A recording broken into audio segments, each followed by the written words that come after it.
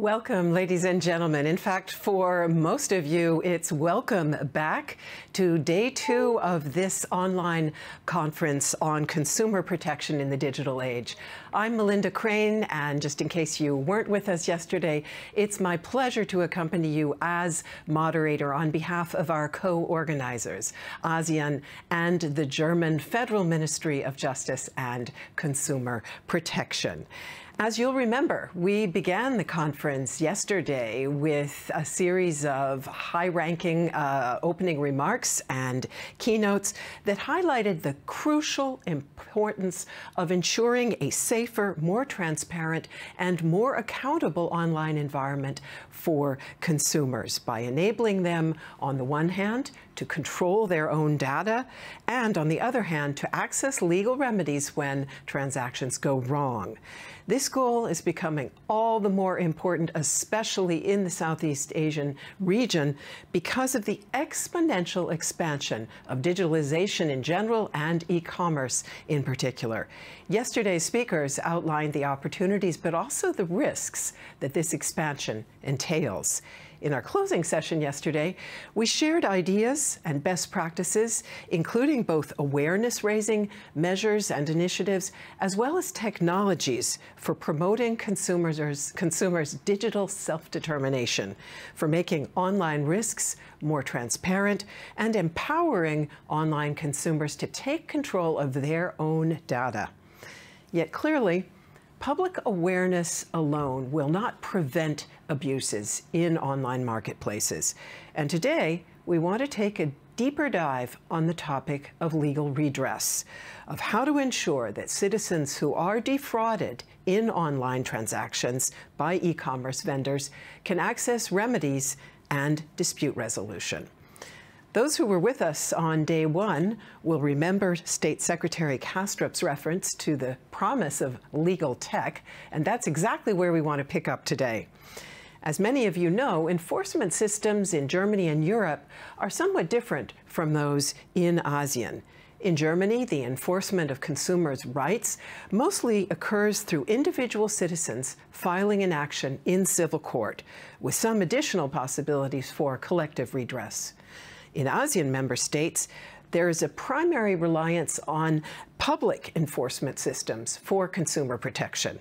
Today, we're going to hear about how legal tech can help enforce people's rights in both systems. But first, just a very quick word on our own technology here at the conference. Later on at the end of the first session, dear ladies and gentlemen, you will have the opportunity to pose questions for our speakers. And you can do that by using the question window on this live stream on the right side of your screens. You can also send us short comments via the chat window just above that question window, and we will be passing those on to our speakers. Also, we're very eager to get your opinion, dear ladies and gentlemen, on our topics. And for that purpose, we have prepared a few audience polls to sample the wisdom of the crowd, as it were, including one I'd like to pose right now. You should see our question appear now on this live stream under the chat window, just above the question window. Please click on the answer that you prefer, and I will just read out our question or our statement in this case. In general, I would say that the current level of consumer protection in the digital world, that's our statement, and now you need to end that sentence with one of the following choices. A, is just about right. B, needs to be significantly strengthened. C, should be relaxed. So please finish the statement. I would say that the current level of consumer protection in the digital world is A, just about right, B, needs to be strengthened, C, should be relaxed. And in a moment, we will take a quick look at that result. Please do tell us now your top choice for finishing that sentence by clicking on the answer. So, in fact, so far, the absolute vast majority saying they do think protection needs to be significantly strengthened. Very, very few of you seem to feel that the level of protection we currently see is just about right. Just going to give this a bit more time to pan out. Got a nice even number there now. 95% saying consumer protection does need to be significantly strengthened. And if anything, that number is going up. Clearly, no one so far sees a need to relax the levels of consumer protection. So thank you very much. Very useful to get that sampling of the audience's opinion. And I'll just remind you, we have a very broad representation here amongst our online participants, with 46 different countries registered to take part in the conference, which is just fantastic. So many thanks for sharing your point of view.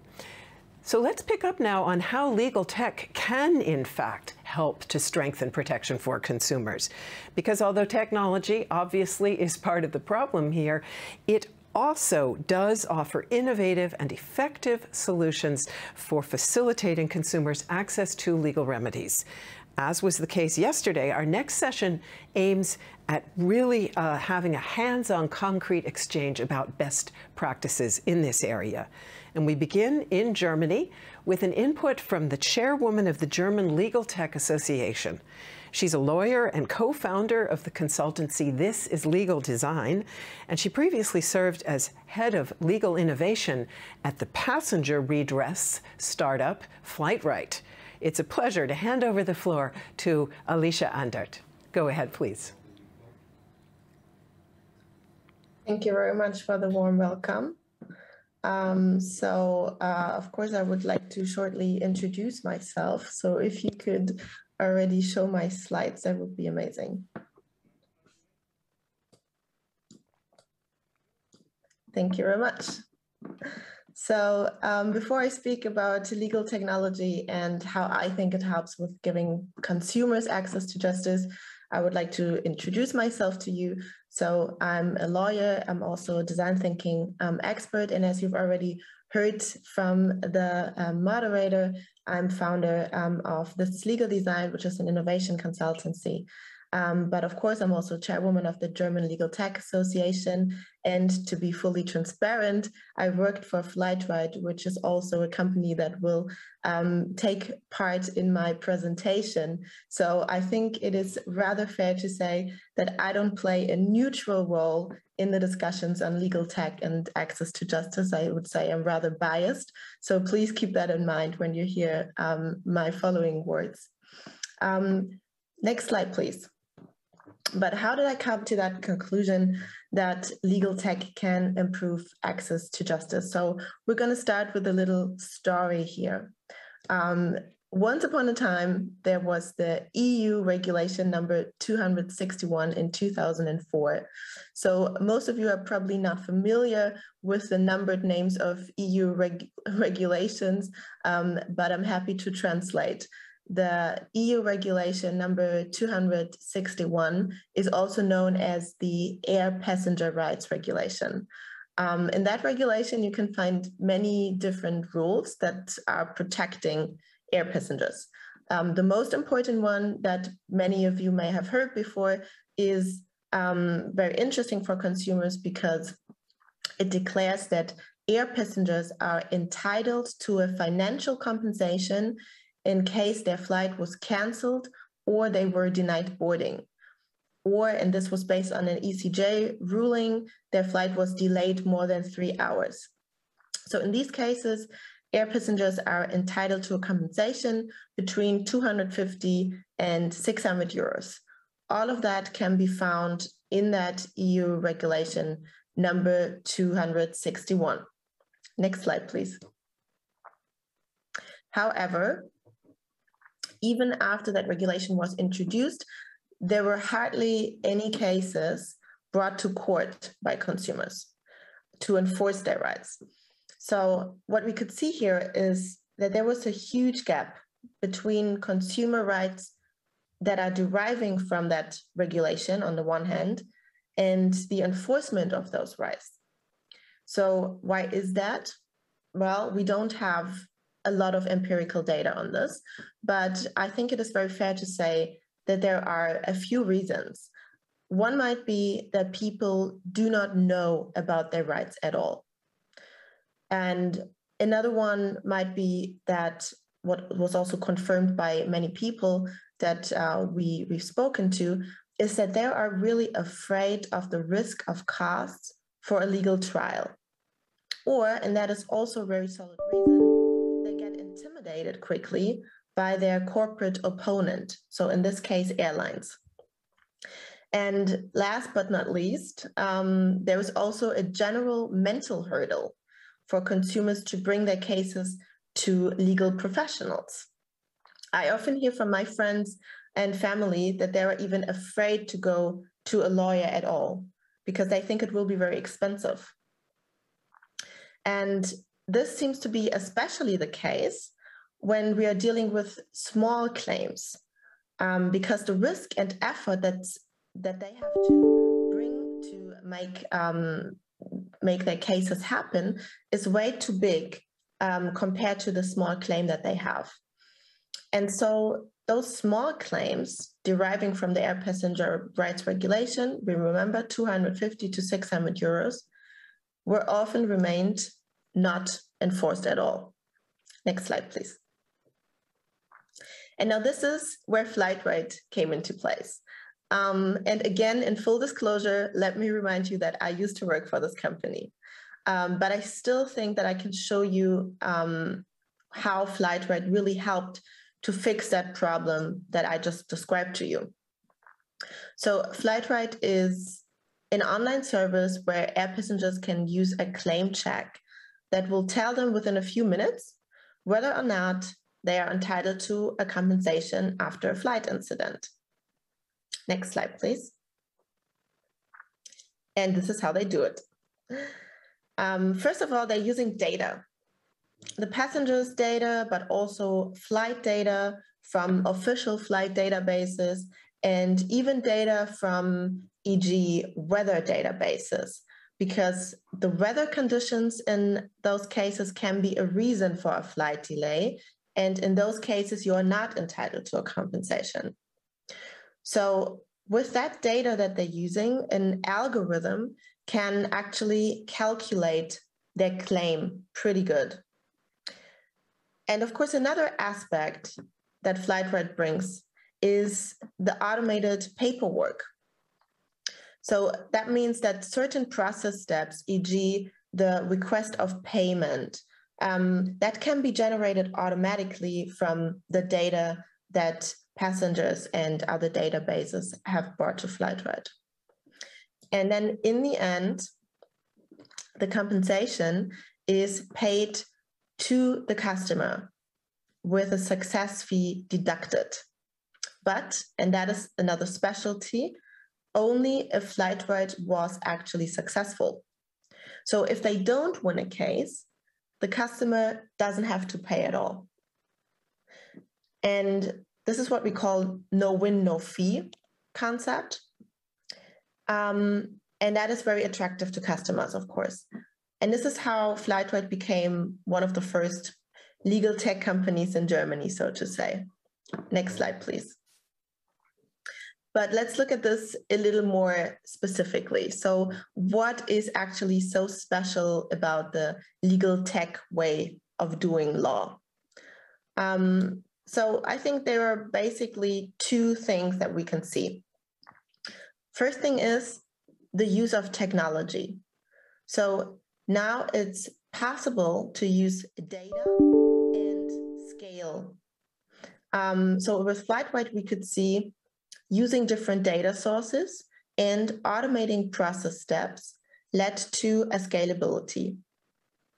And the second big thing is a product mindset, which means that you are using or you are creating intuitive and customer-centric services, which we could also see with Flightrate because it is a very easy to use tool.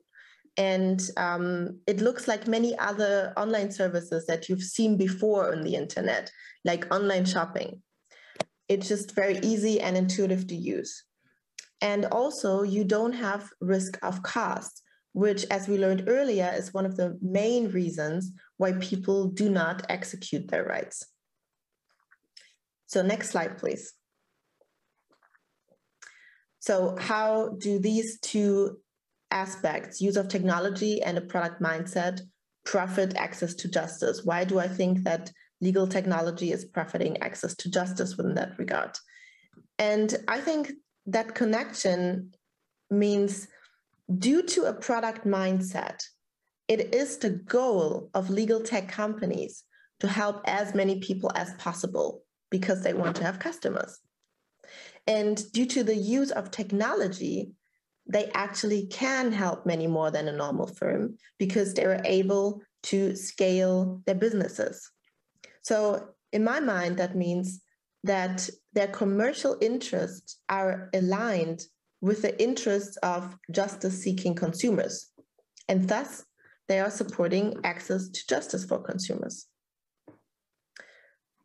Now, as you can see here, there are different legal tech models with different impact on access to justice. And I just gathered some examples from the German legal tech market.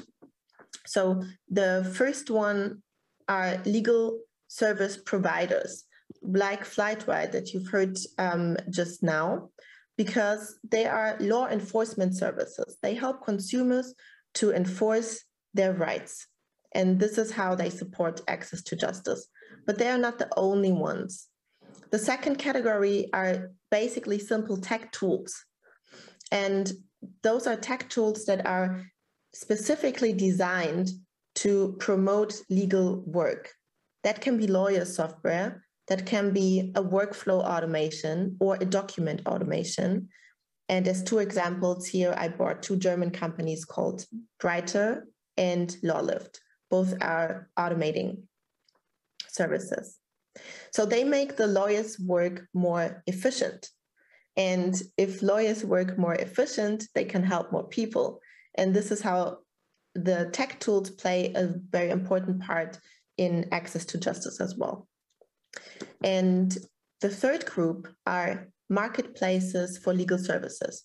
So they do not offer the services themselves, but rather help consumers to navigate around the legal service landscape. And I think that in reducing the complexity of the legal sector and making the search for services and answers more user-friendly, marketplaces also play an important role in access to justice. Next slide, please. But let's be really honest, not everyone is as excited about legal tech as I am. So I also wanted to bring your attention to some discussions around revolving around legal tech. So the first discussion is about the idea that legal tech companies are cherry picking, meaning that they only choose standard cases that are standardizable in a way. And this is not entirely true, as it can be seen from multiple ECJ rulings that, for example, Flightwide has actually brought to court. But I think in general, it's still fair to say that there is a tendency, of course, of legal tech companies to choose standardizable cases and to choose a field or small legal field in order to scale up in that specific field. However, I think that helping many people with the same problem still is a good thing. Second discussion is around business interests that legal tech companies have. And of course, this is true. I think there is no speaking around it. Legal tech companies do have business interests. But it's also important to say that this is also what makes the drive of these companies so strong.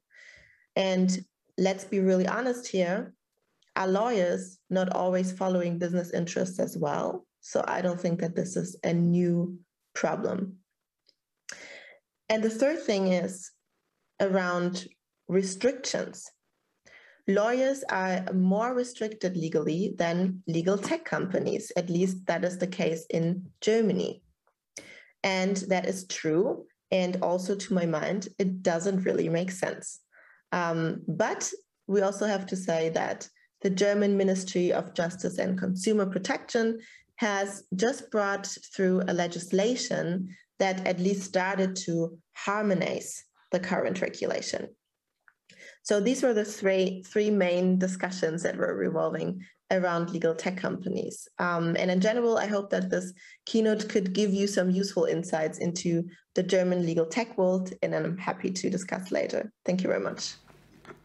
Thank you very much, Alicia Andert. Very, very interesting and useful presentation in terms of thinking about how legal tech works and also how we can see the different types of legal tech services. And let me just say before we go on to our next input, dear audience, we are very eager to get your questions to our speakers in this session. So please do send us questions via the question tool that you'll see on the right side of this streaming window. On the right side of your screens, you just type in your question and I'll pass it on to our speakers a little bit later. So again, many thanks to you, Alicia Andert.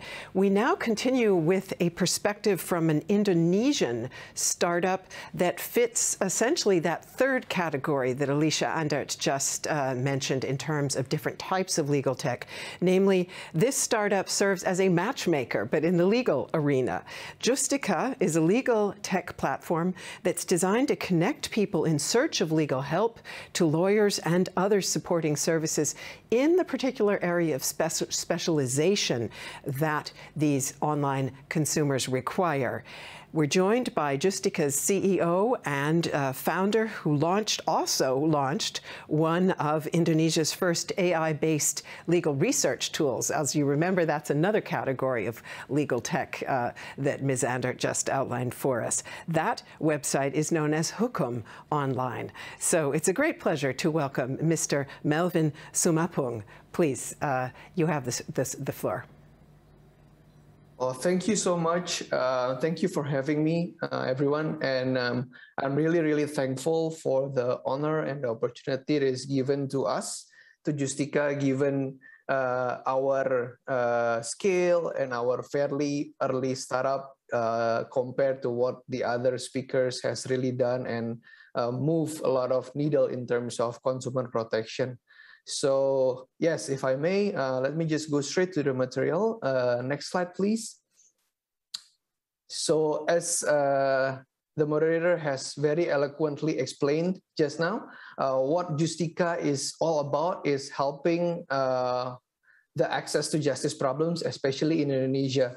So if you talk about quantity or numbers, there are around 110 million Indonesians at any given moment of time currently having legal questions, having legal issues in their mind in the last 2 years. But very sadly, 71% of them simply gave up when they faced those issues.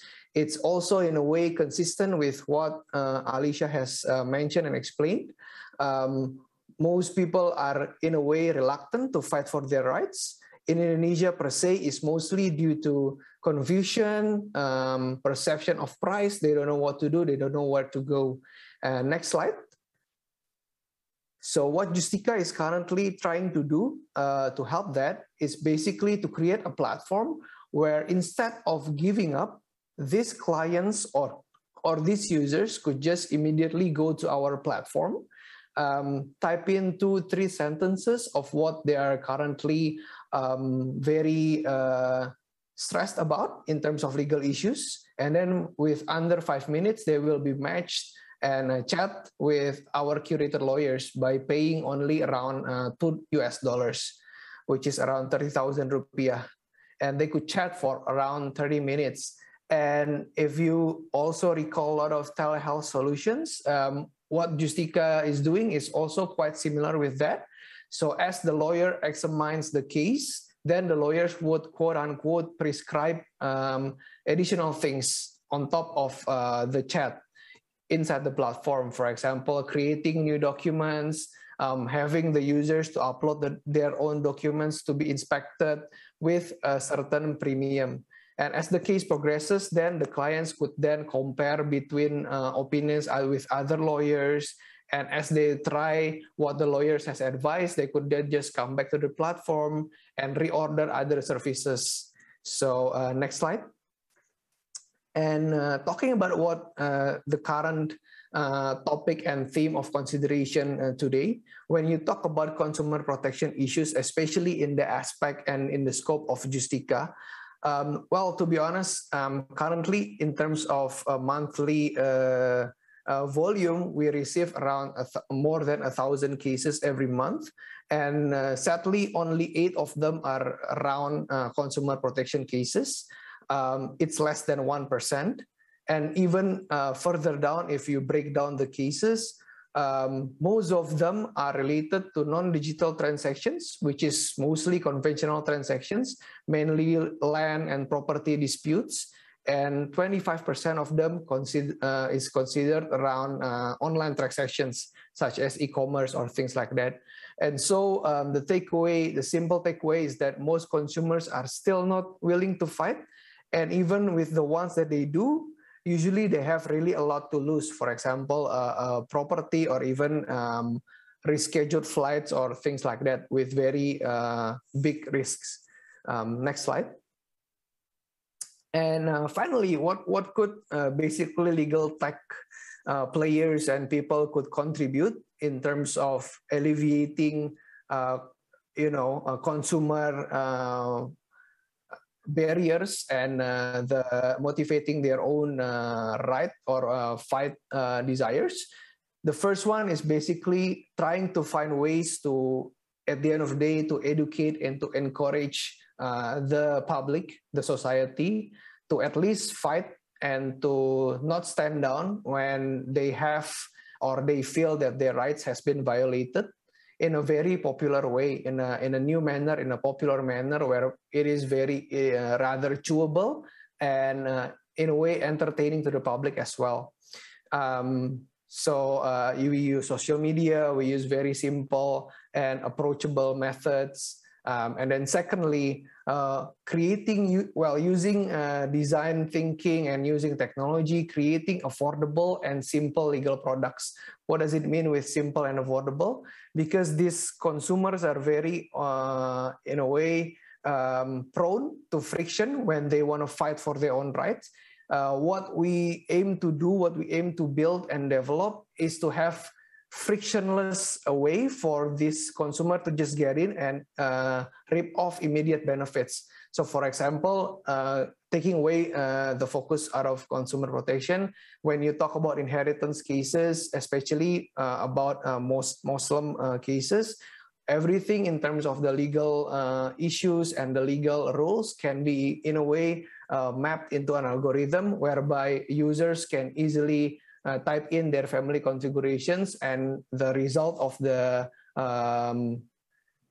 estate calculation would come out. Then it is very simple and it doesn't need people to calculate for it. So it's very, very cheap and we offer it for free as well. So it's very affordable. And after that, when they have immediate value that, okay, I think I have in a way a stand to fight for my right, then they could talk to lawyer.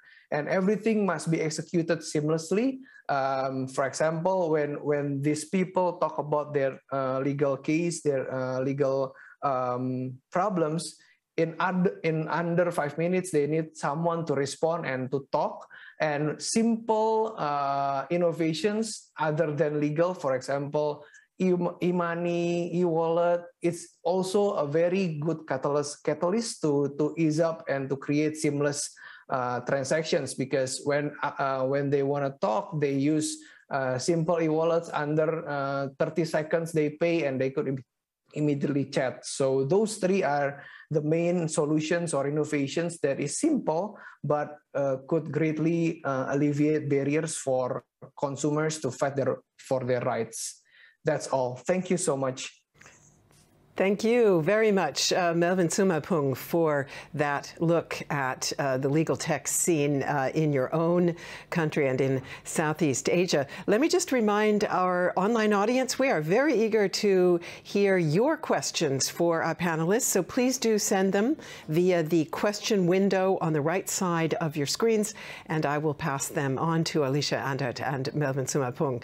And let me start out, unfortunately, Unfortunately, we did just lose one question that I was about to pose, but let me then start out by asking you, Alicia, a typical argument that you sometimes hear from skeptics in regard to legal tech is that it increases the likelihood of what we would call frivolous lawsuits, of lawsuits that don't necessarily have a serious case, but that in fact overburden the courts without perhaps necessarily having much merit. How do you see that likelihood, and what kind of quality control, if at all, is in place in regard to legal tech here in Germany and Europe to ensure that we don't get legal tech companies that are the equivalent of online ambulance chasers? So to my mind, I think there are two options. People either are entitled to a right or they're not. And we either take it seriously that people can actually enforce those rights, or we don't. And I think what we see now is that the courts are not prepared for actually having all cases brought to court that are really legit. So I think this is basically it's the wrong question in a way, because do we want consumers to being able to enforce their rights, or don't we want that? And legal tech companies are helping consumers to enforce their rights. No legal tech company has any interest in bringing a case to court that for a person that's not entitled to a compensation or who doesn't have a right to do so, because they don't want to lose either.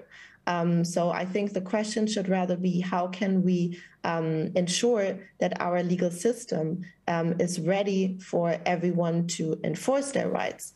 And another question would also be, maybe how can we also support alternative dispute resolution, because not everything needs to go to court. There are multiple ways to also settle cases outside of court. And in the case of Flightright, I can say that a lot has changed in those 12 years, I think, that Flightright's been on the market, or 11 years, because at the beginning, they had to bring every single case against an airline to court. Why? Because airlines just would not pay.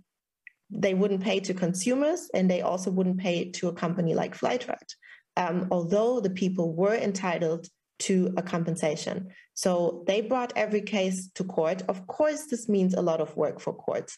Of course, our legal system needs to be digitized, needs to work more efficiently to even being able to handle all of that workload. But funny enough, after a few years, you could see that airlines were willing to settle outside of court, because they also didn't want to go to court for every single case.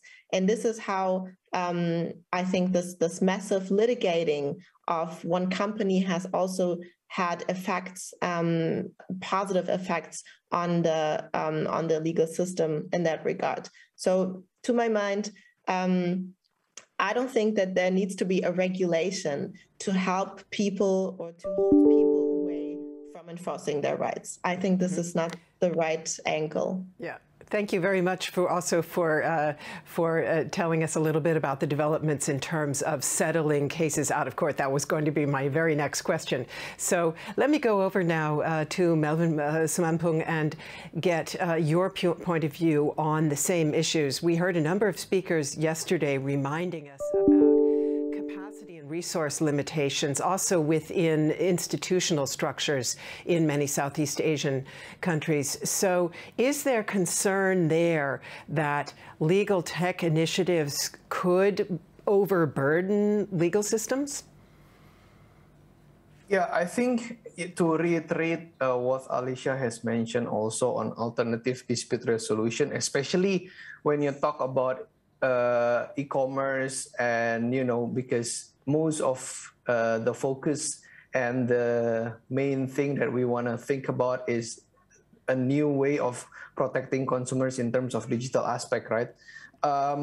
There are 2 points actually. The first one is that we have to also remember that protecting the consumers is also a main objective and a very important thing to the businesses as well. For example, if you talk about eBay, for example, back then eBay also had an initiative which basically launches an online dispute resolution, an alternative dispute resolution, which is called Modria. I don't know if it's still operating currently, but they really take a big action there to find a better and a more innovative way to, in a way, facilitate or moderate dispute between sellers and buyers in the scope of e-commerce without having them going to court, because in terms of business sense and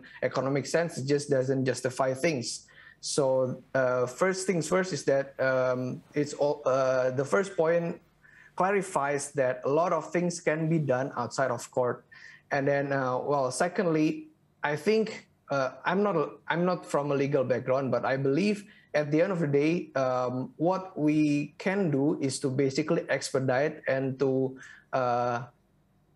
improve the way both parties agree on some point when they have a dispute, right? So it doesn't have to be court, and alternative dispute resolution, such as it is used for people in fintech as well. For example, when they have restructuring debts, you can create an algorithm to basically see usually how much people would want to restructure the tempo or the interest.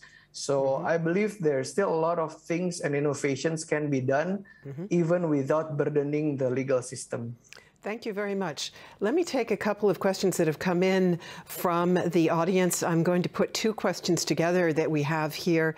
The first one comes from Alice Pham, and she is asking, or saying, first of all, thank you very much for the interesting presentations, and then asking, I'm wondering whether there are any downside risks, including privacy threats or algorithmic biases. And before you begin answering that, let me add on a different question that also goes to algorithmic biases. It comes from Carolina Pratama from the GIZ, the German Development Cooperation Organization, and she is asking how the different legal cultures in Germany and Indonesia affect consumers and how they exercise their rights, and whether, I'm sorry, we're not going to take that one yet. I have another one that's about algorithmic bias. It just jumped down in the, yes. Christina Klaus, no? Sorry, I'm sorry. Let's go back. Let's say we want to talk about algorithmic bias, and I'm just going to bring in a second question on that point. Legal tech tools are for sure quite helpful. We all know that algorithms have the potential to discriminate. Legal tech tools use them. How is it ensured that consumers will not be discriminated when using them? And that one comes in from Christina Klaus. Excuse me for the little confusion there. Alicia? Yeah, thank you. I think this is a very important topic. I think that it's become more and more obvious to us that the more we use technology, the more we also need to think about ethical requirements in that regard. And I think we also all know that algorithm itself, so the technology itself is not biased, but the data we feed to it is it can be. And I think there are certain fields where this is as specifically problematic, especially when it comes to, I think we've maybe all heard of that one example from the US, I think, where there was this tool that was predicting the likability of someone becoming a criminal again, and it was definitely saying that a Black person would be more likely to become a criminal again. And this is the problem when we feed algorithms with data that is already biased itself. However, I think we need to be aware of this and always look at technology that we're using and keep ethical requirements in mind when whenever we use technology in regard to people. But I think in the cases that I am thinking of right now, algorithms could even help to take biased predictions out of it, because when we're looking at just clean data that has facts in it, we're not looking at everything around it, and there are certain legal claims that should be looked at just with clean facts and not with the whole stories around it. So whenever that is the case, I think an algorithm could even help to reduce biases. However, I think that this needs to be taken into account, but I cannot think of an example right now from all the legal tech companies that I know where this could be a specific problem with regard to consumers. Thank you very much. Before I go to Melvin for an answer to the same question, just one word on privacy issues, if you would, Alicia. As we know, European companies are subject to very strict privacy requirements. How's that working in the legal tech sphere in terms of ensuring the privacy of this confidential data clearly people are providing? Yeah, definitely. Well, privacy is a big deal. So I think wherever you're using a technology, you also need to think the privacy requirements with it. And of course, there can always be a lack of security when you're using technology and databases. So we all need to always have a really specific look at being very compliant with privacy rules. I can only tell that, of course, this is what the companies are dealing with. Because they're using technology, they're also used to keeping privacy requirements at mind. And I think we should also not forget that privacy is not only a matter when it comes to digital tools and digital services, but it's also a matter for every other lawyer and company, even when they're working more analogically. And sometimes we tend to look at digital services way more strict than we look at analog services, or when we compare the analog world and the digital world. Sometimes we tend to see the privacy matter only in the digital world, whereas actually it's the same thing. When I have files piling up on my desk and I'm sharing this office, I have a privacy matter as well. So I think it's a little funny that we always tend to be a little more strict with the digital world, but I am definitely agreeing that privacy is a matter that needs to be taken into account at any point. And Melvin, can I ask you to address the same 2 points? So the point about algorithmic bias and also the issue of privacy protection. Is legal tech in Indonesia also wrestling with the same issues, and how are you solving them? Yeah, thank you so much for the question. So on there are 2 points on the first question on algorithmic biases. I think the first one is, well, given the ability and the quality of the algorithms that we develop, we do have to be very mindful on the space or the decision space that we put the algorithm into first. So for example, if I talk about Justika, we are not yet able, and I think still in the long run, to be able to use algorithms to in a way help or to manipulate or help or assist lawyers in their legal substance area, legal decision making, advising, things like that. But we use it to basically more in terms of in the marketing of the legal services space. So because we're a marketplace, there are two aspects of the business, right? First one is matchmaking the lawyers, and second one is the solution delivery of the legal service itself. So in the first space, we use a lot of algorithms to basically scale and match lawyers to each case. And that's number one. So the severity or the risk, if the algorithm goes wrong, it should be in the first place be calculated. And then secondly, I guess for every algorithm,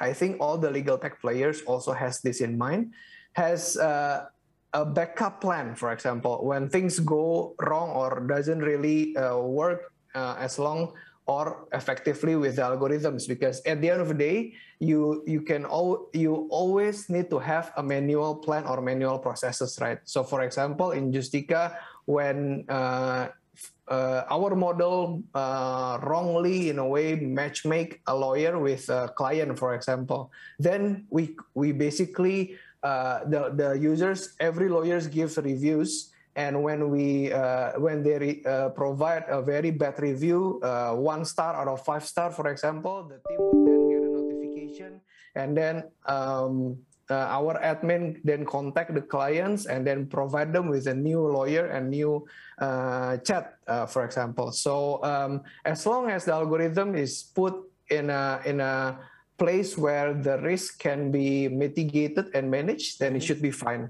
Okay.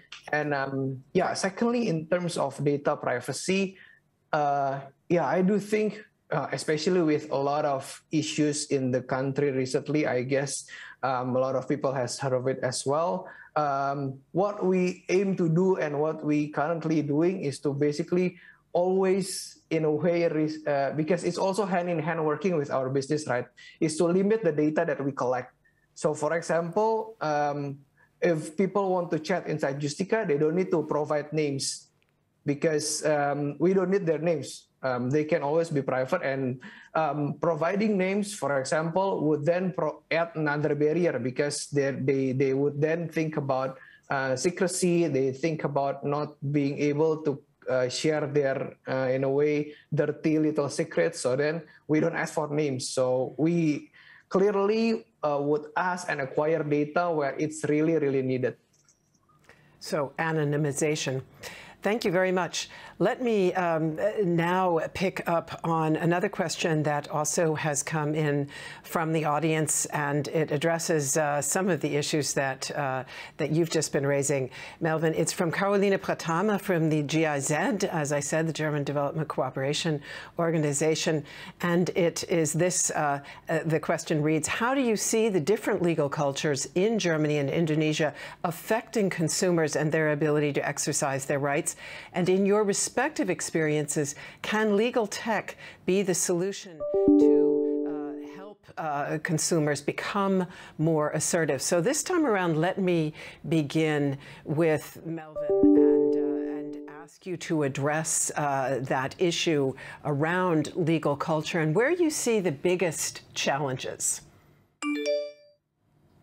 Yeah, thank you so much. Well, I have to put a disclaimer first, because I'm not really, in a way, well educated with what the German society and the Germany people has in terms of their perspective on legal. But with a few sentences or a few lines that Alicia has mentioned, in a way, it is very, we face the same challenges, I believe, because the people that have their rights violated think that it's just too much of an effort to fight for their own rights. So I think the main challenge is to, in a way, firstly, educate and encourage people in a very popular and simple manner, but at the same time, eliminate any barrier for them to at least try to fight. And that's why we create a very simple solution. Within 5 minutes, they could immediately talk to lawyers with a very affordable price, right? In a way, the challenges is also, especially in an Indonesian perspective, is since the beginning of social media, and then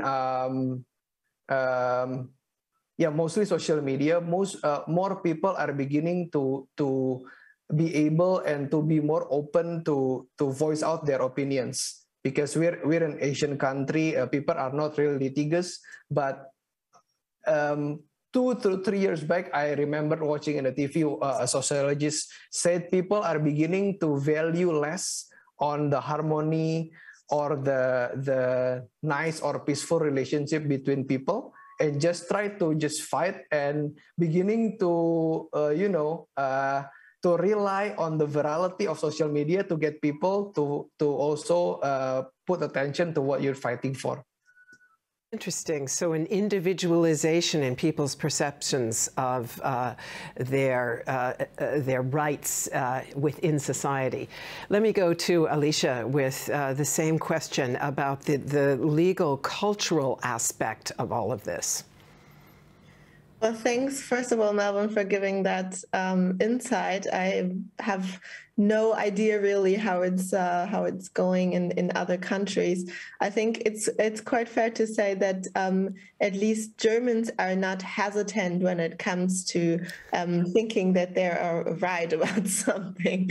I think this is definitely not a cultural issue, but still, I think in general, in enforcing your rights, there still is a huge hurdle, and that is something that I've already talked about in my presentation, and that we've also now heard from Melvin. So it's a difference between thinking that you're right and enforcing your rights. And I think that first of all, it is really scary for people to go to a lawyer. They're afraid of the costs. It's more scary even for them to go to a court. So something that for us seems to be very normal, because as a lawyer in Germany, you've always worked in a court for some time. It's not scary at all. It's just a normal building. It has a really nice entrance, but then when you walk a little further in it, it just looks like a normal building, and you're not scared of it at all. When you're a legal professional. But once you take a step back and you talk to other people, and I'm not even like talking about young people or people who've not had any touch with the state, but just like everyone basically is like very respectful when it comes to courts and legal trials, and it scares them.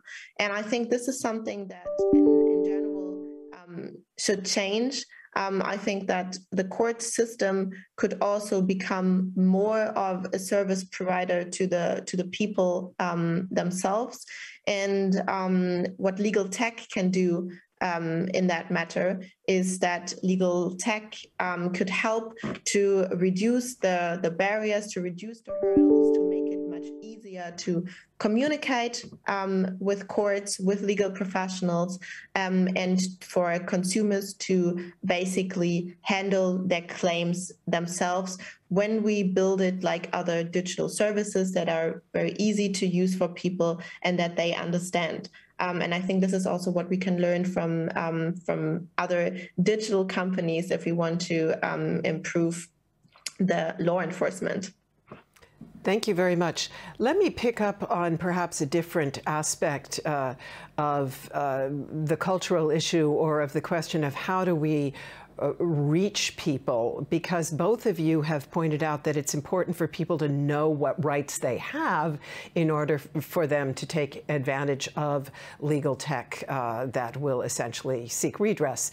So we've talked quite a bit yesterday about vulnerable consumers, people who perhaps have less familiarity with the internet, people who are perhaps less educated about their rights. How do you get the word out to them about these websites? Clearly, you've tried to make the websites easy to use. Nonetheless, the question is, for people who are perhaps not often online, is this an option for them, or is it at least as daunting as the big justice building that Alicia just described? And I'll start with you, Alicia, on this point.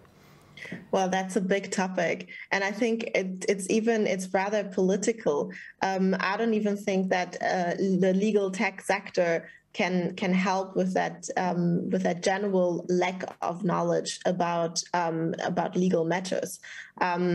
I'm not sure I can properly answer that question, but I would definitely look at it like like a marketing issue, if you want to say so. So I think there are multiple ways to bring information to people. Advertisement is doing this really well. And I don't think that they don't reach vulnerable consumers. I think they reach everyone. So I think maybe this is something that we should look into. How are other stakeholders dealing with bringing information to the people and then treat it as exactly that? I don't think that this is a specific legal tech topic. So of course I can say how other legal tech companies have done it. Most of that is digital. Some of that is also analog. So there are also campaigns that are not happening in the digital sphere, but most of it is digital because very most of the people are using digital services. They're not always going to specific websites, but they're on Facebook, they're on Instagram. And we've seen before that that other political campaigning was especially happened through social media platforms. And why not also use these platforms that people go to actually give to them some useful information on their own rights. Thank you very much. And let me ask Melvin the same question. Vulnerable consumers, consumers who perhaps aren't that familiar with online sites at all, what do you do to reach them? Yeah, so I think now it's still a very big homework for Justika, because even with the internet literate or digitally literate people, we haven't created that perfect and complete product. But I do think that in order to achieve this vision at the end of the day, because access for justice is for everyone, we have to partner up. It cannot be something that the legal tech player could done itself. So first one, partner up with the public sector, because especially the government, because at the end of the day, they are also have the obligation to basically provide the same justice access for everyone in the country, right? So they have municipalities, they have offices, local government offices. Simply put a tablet, simply put a very simple handheld device there, and people, and particularly if you look at some surveys, most people also, when they have legal issues, they sometimes go to local authorities as well, on top of, police and local leaders. They go there, and when you put handheld device, and as long as the digital relying on digital infiltration in the country, coming in every corner in the country, it can help. And then secondly, since also working with startups and tech players, that's also doing a lot of things in terms of providing access for people in I'm beginning to get more bias on the rural areas, for rural areas to access digital services. So currently a lot of tech players are providing or creating agents. We call it offline to online experience, right? These agents have very simple smartphone. And if you talk about rural areas, for example, out of one village, probably only 2 or 3 people have mobile phones, right? But these mobile phones, because it's connected, they use it to provide payment services for people all around. They use it for people to send money from the city to the rural areas. And these handheld devices can also be used to provide legal access and to basically put Justika services or other legal tech players also there. So I think those two can possibly be a great way to catalyze the information even to the non-internet literate people. Thank you very much. We don't have a lot of time left. I have a couple of quick questions still left, a couple from the audience, one that I'd like to bring in. First of all, if you would, just a very brief word. There may be young tech fans with us who think, wow, this is a great idea. I would love to get involved in this.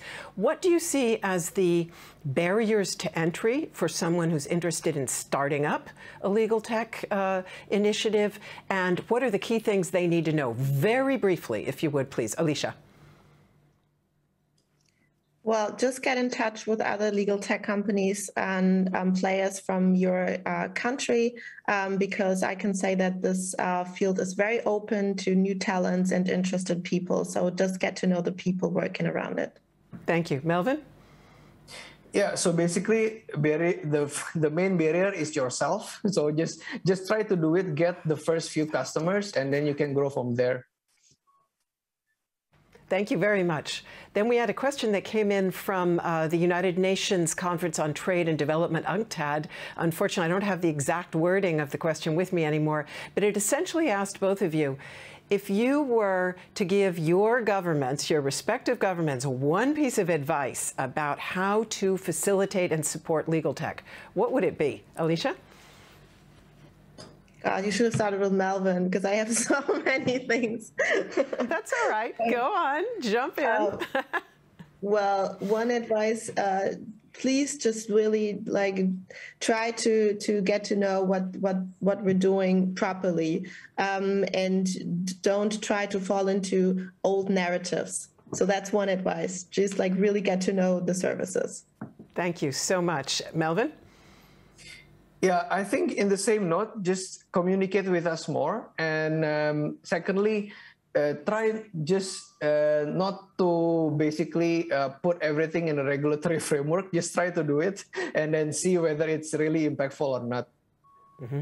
So both of you are highlighting the fact that we can't simply transfer frameworks and systems from the analog world into this new world, that there are case-specific or institution-specific characteristics that need to be understood before regulators act. Thank you very much. One last question that also had come in from the audience was a question about the fees and essentially standardized fees, how you determine them, and whether you can be sure that they are sufficient for the legal tech organizations essentially to survive. Alicia? So you mean fees that we ask for legal services? Yeah, the kind of fees that a legal tech company would, or let's say the percentage that a legal tech redress organization deducts. How is that set, and how can the organization be sure that it will essentially be enough? Well, it is a simple business case, and this is how every company would calculate their prices. This is how also a legal tech company would calculate their prices, and then most of the times in Germany at least, you take 30% of the claim outcome, but it can also be more, it can also be less. It really depends on costs and revenue, like in every company. So this is actually a very clear business administrational question.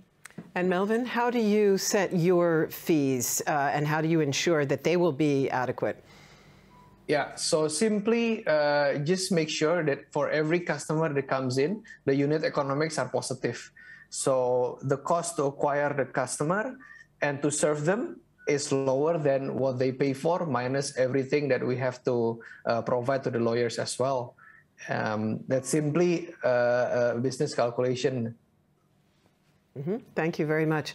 And Alicia, a participant, Mr. RJT from the Philippines Department of Trade and Industry, had asked about the cherry picking issue. And he says, would it not be beneficial for both consumers and companies, given that if the legal tech organizations do sort of filter out some of the better cases, that gives better results to consumers and also stimulates normal law firms to be better? I think that's a good statement. Okay. So Alicia says, yes, we're just about out of time, but sitting next to me patiently here in the studio is an expert from the German Federal Ministry of Justice and Consumer Protection. And I'd like to just so briefly give her a closing word to kind of wrap up what we've been hearing here. So Katharina Rosenstiel, please, if you would, the floor is yours. Just a quick comment on what struck you during this discussion. Well, thank you very much. And thank you both, Alicia Andert and Melvin Sommerpong, for your very interesting insights. Of course, legal tech is not only an issue for private companies, it's also a question we are dealing here in the ministry.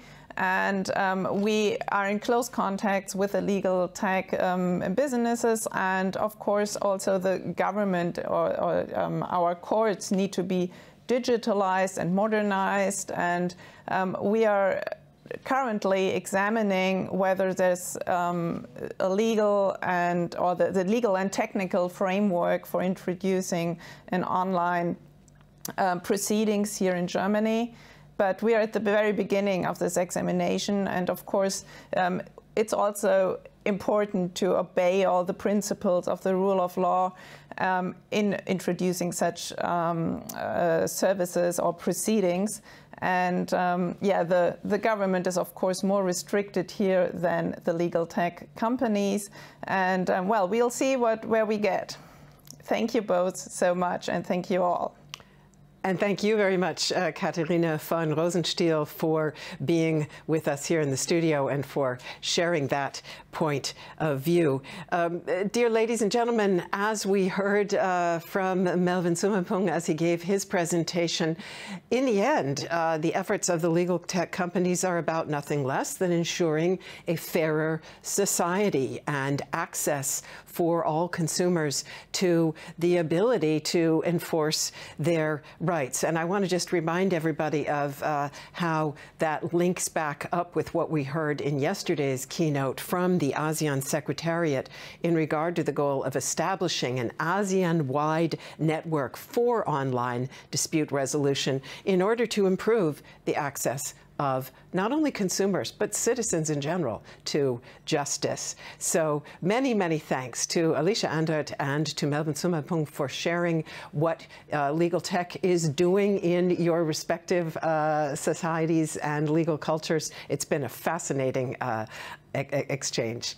And dear ladies and gentlemen, we are now going to take a break. I wish it was a real networking break where we could all get together and continue the conversation. Unfortunately, it's a virtual one. Nonetheless, I invite you to get up, stretch your legs, get some refreshment, and let's all meet back here in exactly 21 minutes at 1:30 to continue with a multi-stakeholder panel that will endeavor to tie together all the different threads of the discussions that we've been having. So see you back here in 21 minutes.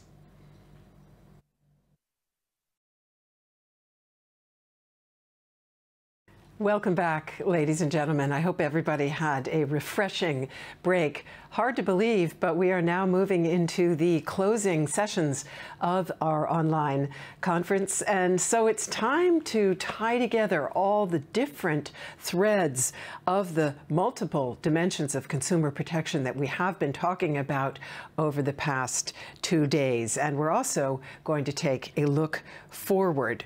So as we move to do both of those things, let's just remember where we're coming from. Yesterday, we explored policy measures and technologies for educating consumers about their online risks and rights, for raising awareness and improving transparency. And today we've been asking how consumers can access legal remedies when online transactions go wrong, when their rights are abused.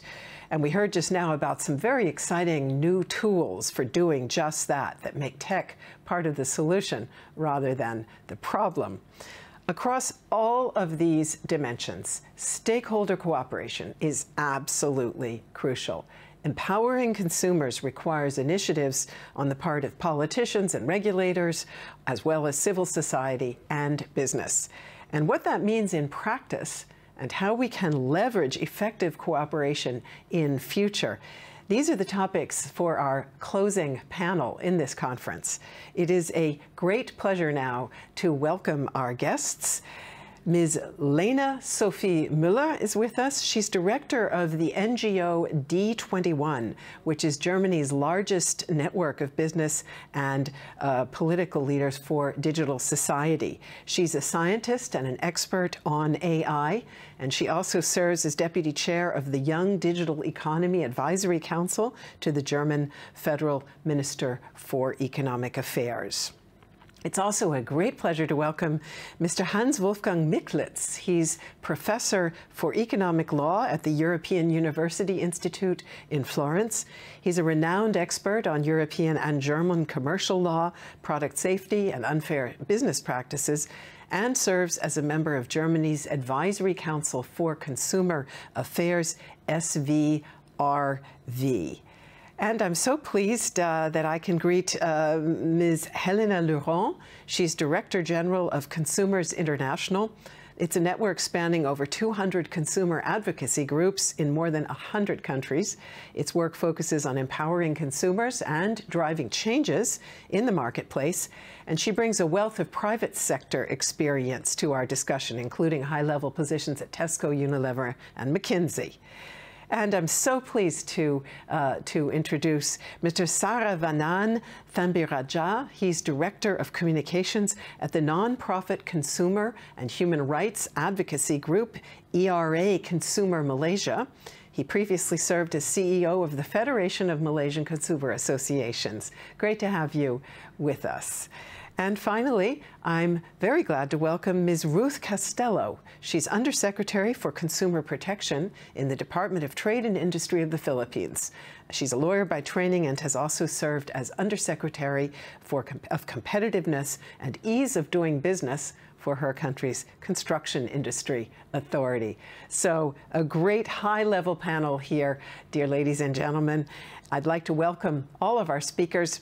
And as you know, let me just remind you that a key objective of our conference is to advance consumer protection by sharing lessons learned and hands-on experience. So I'd be very grateful if all of you in your remarks would please include concrete examples and share your own experience. And also, in the interest of maximizing interaction, I will kindly ask you to keep your responses pretty concise, meaning around 3 minutes or less.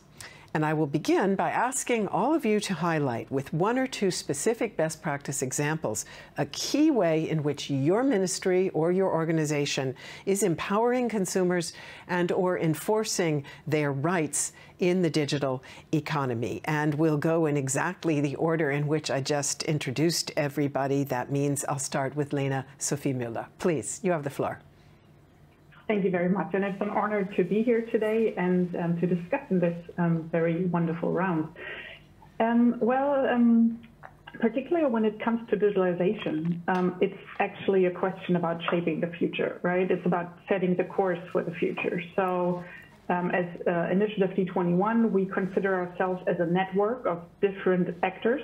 So we try to bring together all those different actors and create and shape the future.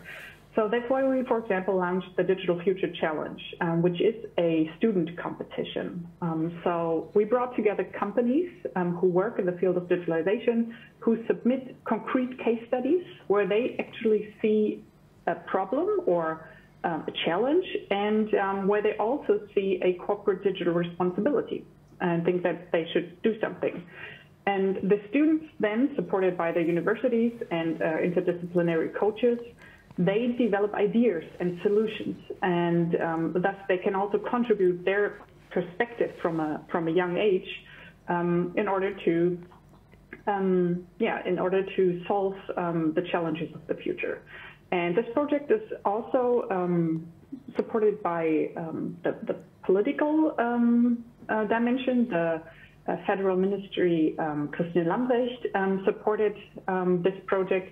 And why do I think this is so important is from the point of view of Initiative D21, it is very essential to raise awareness especially among the next generation, and to do that at a very early stage. So while they're still in the education field, And we need to support to involve them as shapers of the digital future. So I do think that a digital future challenge, which brings together industry, politics, universities, is a great way to do that, and also to work on very specific case studies from different fields, be it digital sustainability or digital literacy, be it the field of communication, of elderly care, yeah, so I do think that's a best practice example. Thank you very much. So picking up once again on need to raise awareness both of how to use digital options like legal tech, and also to raise awareness in general of both risks and opportunities. Very relevant indeed for consumer protection. Let me go now to Professor Miklitz. Please, you have the floor. Thank you very much for inviting me. Let me refer to two examples as you asked for best practices. One, in my role as a member of the advisory board for consumer affairs at the Ministry of Justice. 2 years ago, we wrote an opinion where we analyzed the perspectives of consumer law, and we called it Consumer Law 2.0.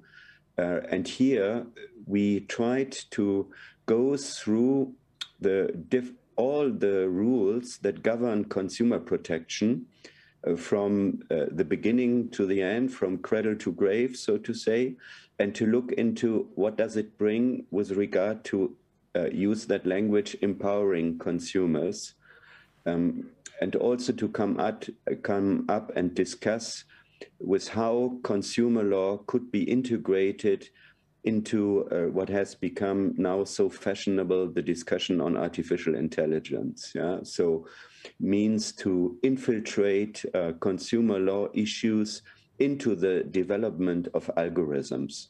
So for those who are interested in this, they may look at the report, who is available in English on the website. The second project that I developed more in my capacity when I was still in Florence at the European University Institute, we set up a project that we called Claudette. You may find it under that name. And that is an automated system to discover unfair standard terms that we extended then to discover unfair data privacy policies. And we are working on this project in a bigger team together with colleagues from a number of countries. And it doesn't have a German perspective, it has a European perspective. The benchmark is European consumer law, European data privacy law. And it can also be used in different languages. That's what we are working on. And the overall idea is that everybody who is interested can check whether the standard terms or data privacy policies contain illegal practices or doubtful practices as a warning system. So that is an ongoing project. I can invite everybody to test it, which would help us to improve it. I think that is a way in our understanding that could really help consumers and consumer organizations and consumer agencies to be better equipped when it comes to go through all these vast material, hundreds and hundreds of pages that are governing the relationship of the consumer to the internet providers or to the traders that offer their products over the internet. Thank you. Thank you very much. So again, an example there of how to perhaps increase people's awareness of and understanding of risks. Let me go now to a consumer organization, that is to say to an umbrella consumer organization. Helena Leroy, please. Great, thank you. I think at this point, the organizers asked for a presentation. So if you are open to that, we can show it at this point. Certainly. If you can keep it pretty brief, that'd be great. Thank you. Absolutely, just following guidance. So we were asked to share what perceptions are from consumer advocacy and also guidance and thoughts for the future. If you can go to the next slide, you see that we gather perceptions from across the world. And to the next slide, also, typically we have one organization per country. In this case, you can see that within ASEAN, we have a number. In some cases, consumer advocacy does not exist. And in others, it is particularly strong. Glad to comment that our president is based in Malaysia. If we go to the next slide, you can see that consumer advocates look to a range of different approaches which will be necessary for a digital marketplace to work. Consumer awareness is only one of them. At a time of incredible change, you cannot expect consumers to be aware of all of the different aspects of change, and we must make sure that the system works for them. It's wonderful to see that the G20 digital ministers made a call for consumer awareness. This has to be based on a range of changes by all the actors in the system. If we can go to the next slide. In the interests of time, we certainly have a vision where a digital future is possible, and also where one is collaborative across regions and around the world. This is the global issue. If in talking in individual nations, this will not work if we keep solely focused on a nation basis. Next slide, please. So you probably won't be able to see some of this. What we try and show here is how much of what consumer advocates have to do to make the marketplace work. One of the key things they do is public awareness. This is often done, and I would argue with those in the prior conversation that we just use technology to create awareness. Half of the world does not have access.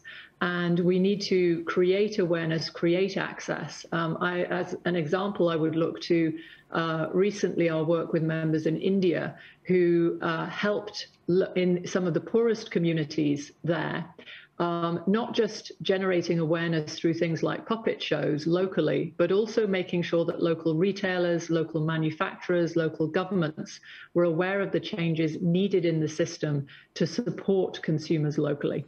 I think it's also important here to show how much digital rights and privacy are important for consumer advocates everywhere. They're increasing in importance. In fact, in the next 3 years, they're likely to be some of the top issues, even for low-income countries. But remember that there are many, many other things during economic crisis and at a time when we need to meet our SDGs that we need to work on together. Next slide, please.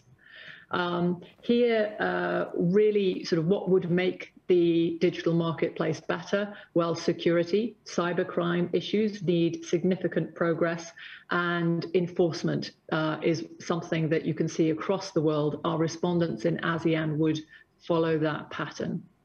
If we can go to the next slide. Here, really, there could be a great deal more that is done at national level. Again, a strong view from both global and also national players, but a slightly different perspective, perhaps stronger in terms of cybercrime in ASEAN than in other locations. Perhaps a note that ASEAN countries are a little bit more advanced than many others in terms of thinking about the impact of technology and what it can do. If we can go to the next slide. Here, I think it's important to note that consumer advocates are aware of what could be possible and are dissatisfied with how things are progressing, see that much more is available, including things like market monitoring. If we can go to the next slide. And engagement. I think it's fascinating that you see a call for greater awareness, greater engagement amongst stakeholders, but even where countries are advancing into thinking about AI policy, or in fact, we asked about a range of other topics, the level to which civil society is engaged in thinking that through and really making sure it works is quite limited. And that is a huge opportunity for policymakers right now, so that you get that feedback loop, so you ensure it works. Next slide, please. We asked our members, and I'm just sharing 3 of the responses here, about what could be improved, especially in terms of e-commerce, to respond to the questions posed by this conference.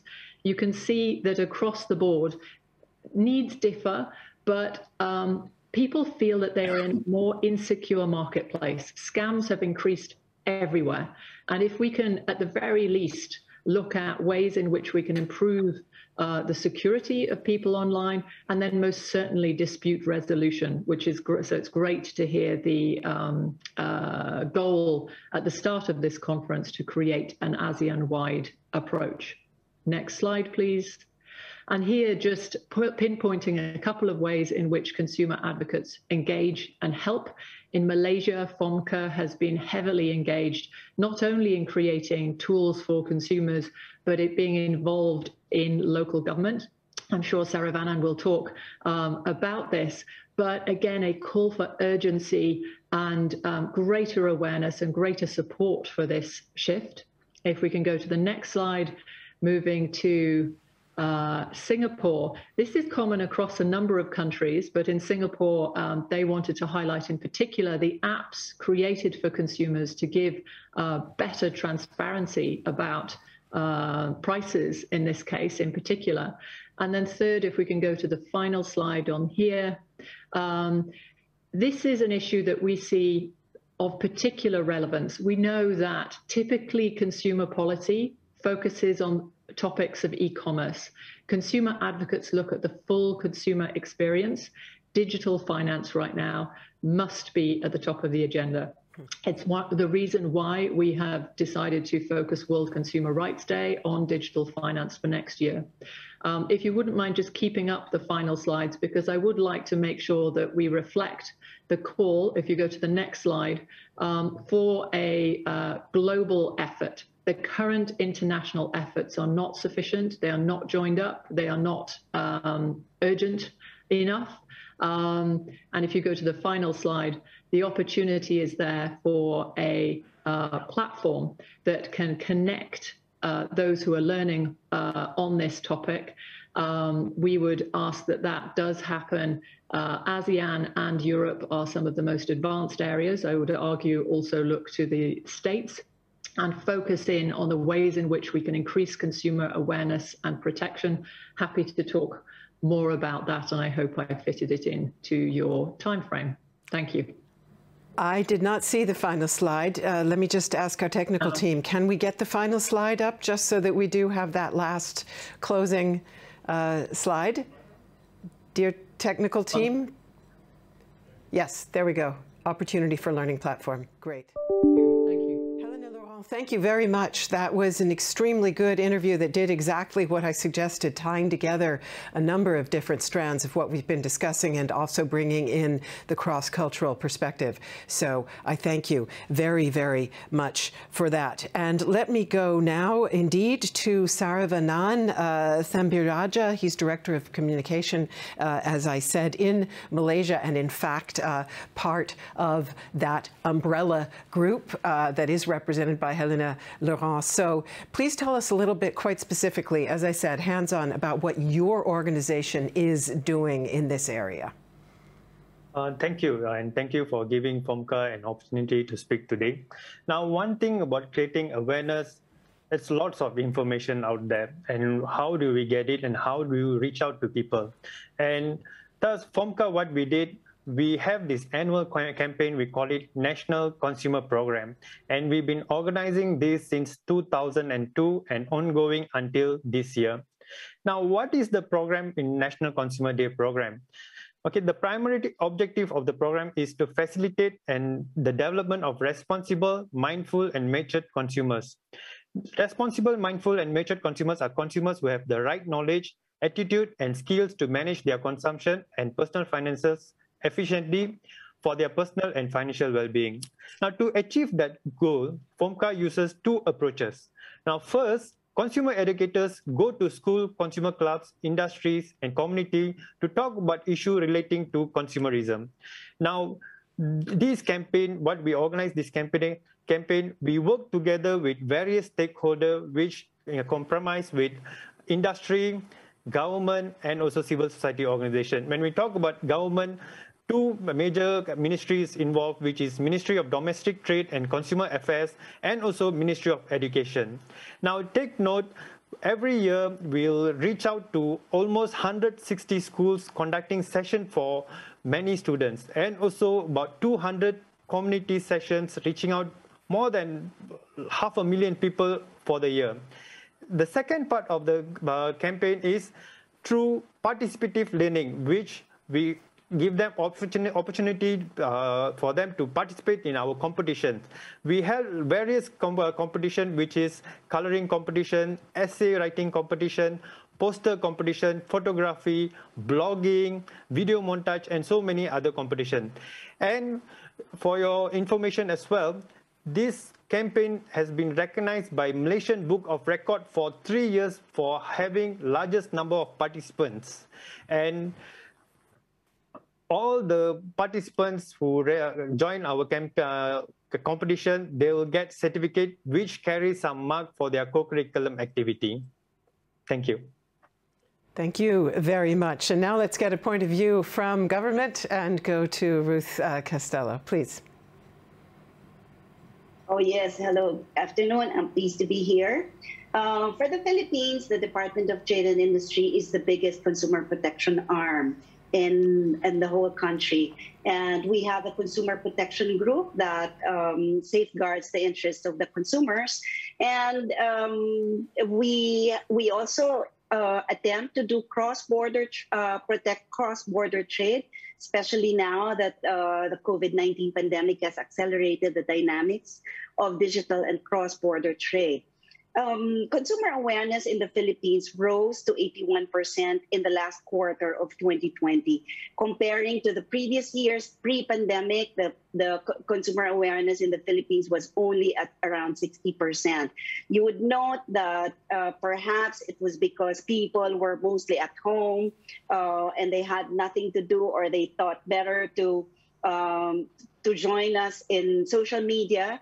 We maximize the use and benefit of social media. We have consumer care pages in Facebook, Twitter, and Instagram. And we also have, the department has bought this channel in YouTube. We have our own DTI YouTube channel for the consumers.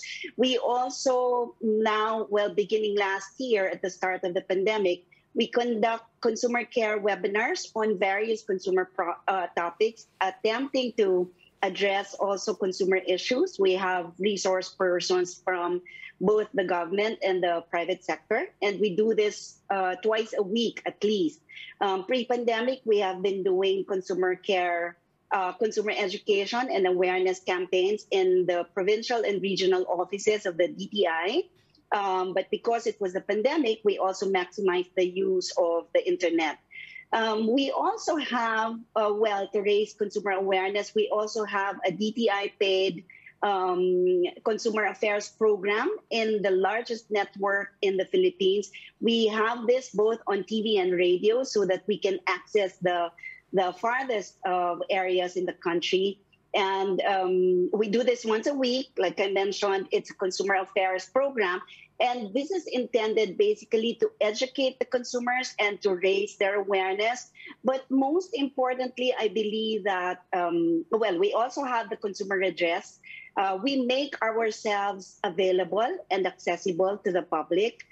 We post our consumer hotline number in social media and on TV. We also have videos that provide education to the consumers on consumer complaints handling. It's now, of course, a lot easier. We do it online. Mediation and adjudication is done online. We have a no wrong door policy where we are able to facilitate any kind of consumer complaint or inquiry so that when it is not within the jurisdiction of the department, we elevate it or throw it to the agencies concerned. We are also working on our Philippine online dispute resolution system. We are currently on our phase 2. This is we're currently setting it up, and this is our obligation to the ASEAN Committee on Consumer Protection, like Mr. Louis Tek Kyung mentioned yesterday.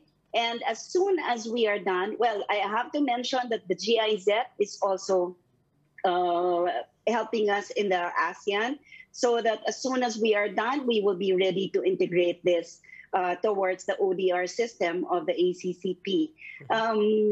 I believe that it's the engagement. In order to achieve engagement of the consumer, we need to make government accessible to all of them. Thank you. Thank you very much also for emphasizing that tie between consumer protection and e-governance as a whole. Let me now ask all of you whether the primary focus of your organization and/or institution is public awareness or legal redress, where you see the main challenges, and perhaps your organization, of course, is doing both. Many of you, in fact, are. But where do you see the main challenges and obstacles, the most crucial need for change, essentially? And again, I'll go straight down the line, starting with Ms. Müller. Thank you very much. Well, Initiative D21 has a focus on raising awareness, and we do this, for example, by doing surveys, population surveys and studies. And one thing that we think is very important is to measure digital skills, for example, in order to see if there are any government measures, do they actually have the impact that was intended. I see a very central aspect in skills, as, like I said before, education and teaching digital skills. And I would also like to explain why, because when we do our surveys and our studies, we see two main patterns that, in my opinion, are very important for consumer protection. And one is that we do have a digital skills gap that emerges between application skills. So if you are able to use, for example, technology, and the more complex comprehension and transfer skills. So do you comprehend what is actually going on in the digital world? And this gap emerges especially between the elderly and the younger, the more educated and the less educated, the richer and the poorer. So we definitely see that we need to focus more on problem-solving competencies, and we need to reach those in the population that actually need it most. The second pattern I would like to raise awareness for is when we ask the population what they actually would like politics to focus on when it comes to shaping the digital world, we see that those who prioritize consumer protection more often than average, they actually prioritize education and training less often than average. So in other words, we do see that those who are actually already digitally savvy and who are using the, or who actually live in the digital world very, very easy, they do see education and digital skills as their main strategy to protect themselves. Whereas the ones who do not see that, maybe also because they don't really have much touch points in their life with the digital world yet, they see protection as their main strategy. And this becomes a problem because the speed at which digitalization will bring us innovation is accelerating. And thus the strategy which will actually, bring us the most in the digital future or in the future in total is to protect ourselves a lot more. And that means we need to understand the world we live in, and we need to be able to educate ourselves, to get the skills, we need programs that actually teach the ones who need it the most, and those are especially the elderly, especially the less educated, and especially those who do not have a huge income per month. Thank you very much. Thank you very much. And indeed, vulnerable online consumers has been a major part of what we've been talking about here for the past 2 days. Professor Miklitz, biggest challenges that you see in this area, be it in the redress area or in the public awareness area? I think you're on mute, sir. Here I am. Thank you. Thank you. That's a great question. I think the biggest challenge is getting access to the interface. Because what I was missing in Helen's wonderful agenda is the role of technical standards, the role of algorithms. And here, as you may know, there is a worldwide move towards standardization and to solve all the consumer issues or whatever there is on the table via standardization at whatever level.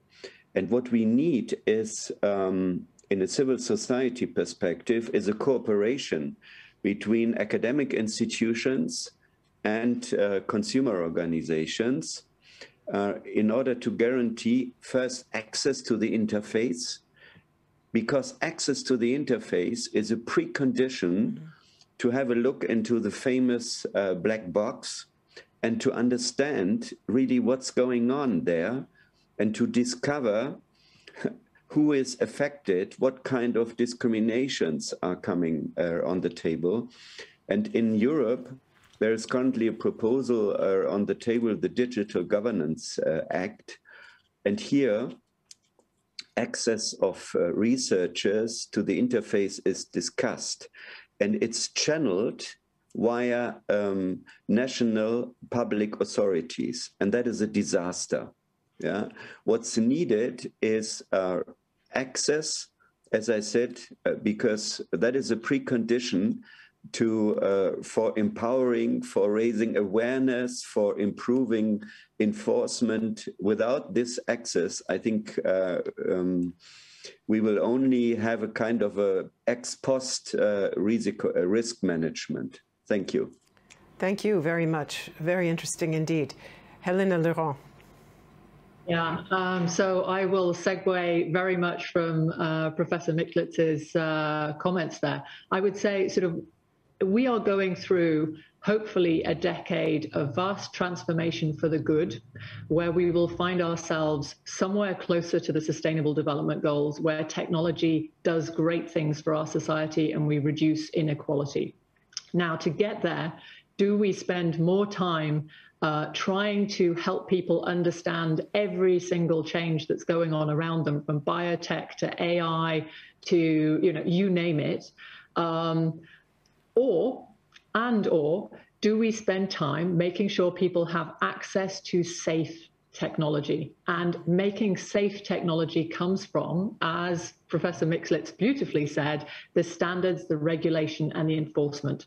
So back to that point about what we're missing is that joined up platform and conversation about how we get there fast.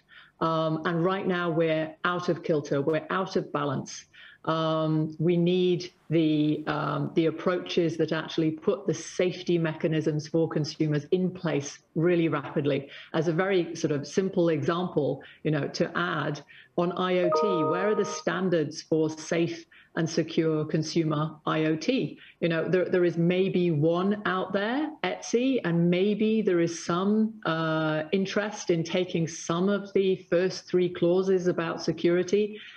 Not sufficient, not enough. If we really want people to lean into this, hopefully green and golden decade, let's make it worth their while.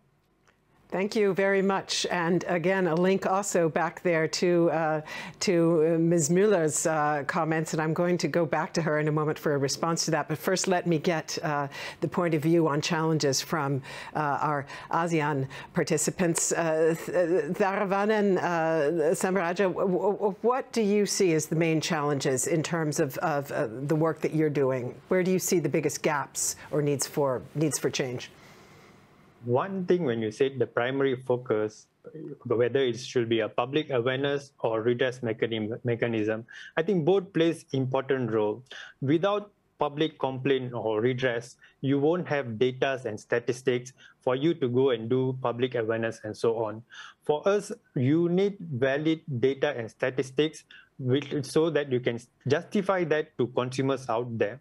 With that justification, then you can draft out public education programs, you can come out with education materials and so on.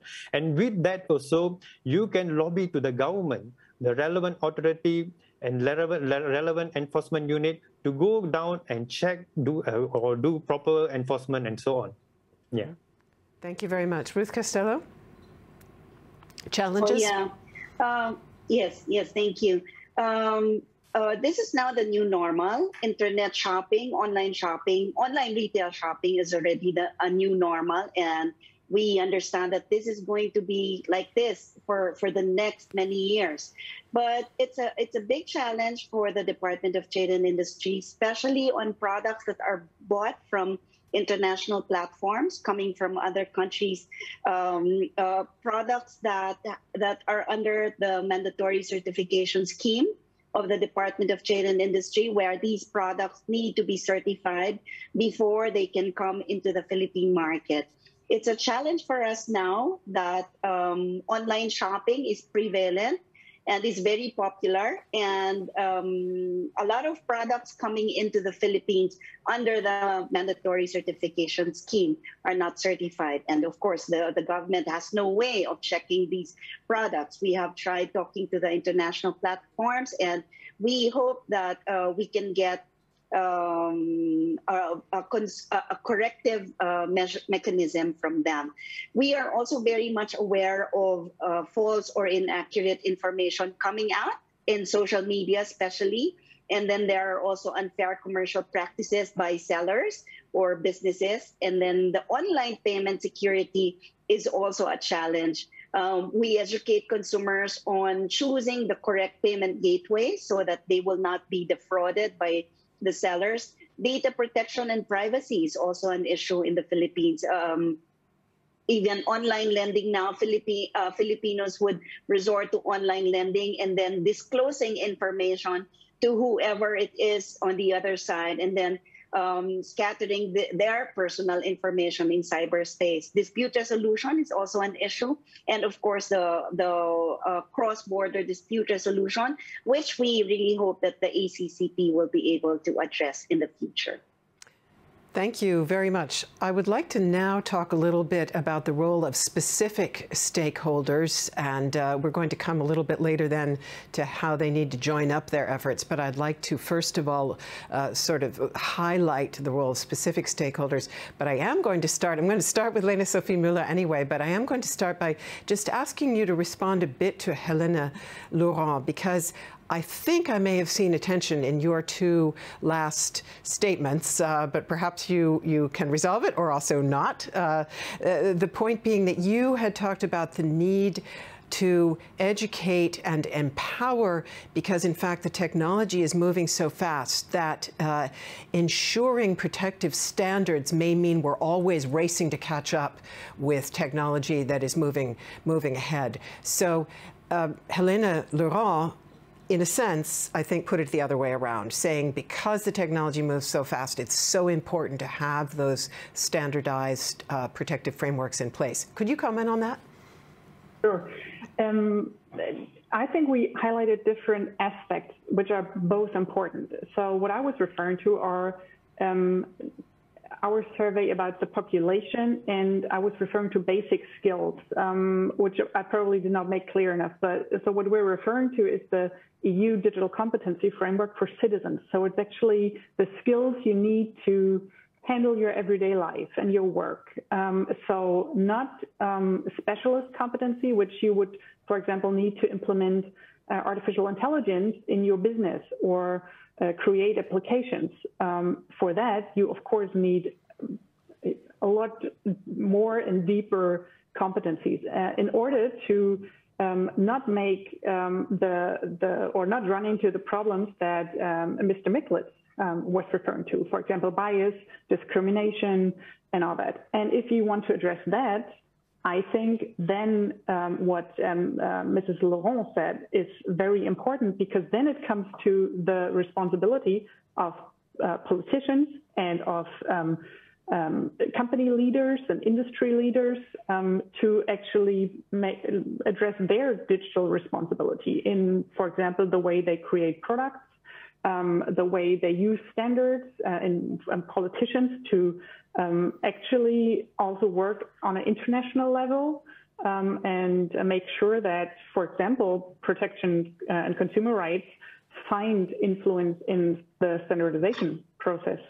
with artificial intelligence, for example, which will change the world, hopefully for the better, but we do need to shape it. Thank you very much. And now let me come to a question to you in your role working with a network that includes different stakeholders, but also especially business. We heard a lot from our ASEAN speakers, particularly yesterday, about the gaps and the need for evolution in terms of both political will and institutional structures as perhaps cultures move toward more of a regulatory approach than is currently present. So, with that background, to what degree do you think that voluntary codes of conduct, for example, among online vendors, marketplaces, and so on, can be effective? Are they mostly whitewashing, or is there real value there?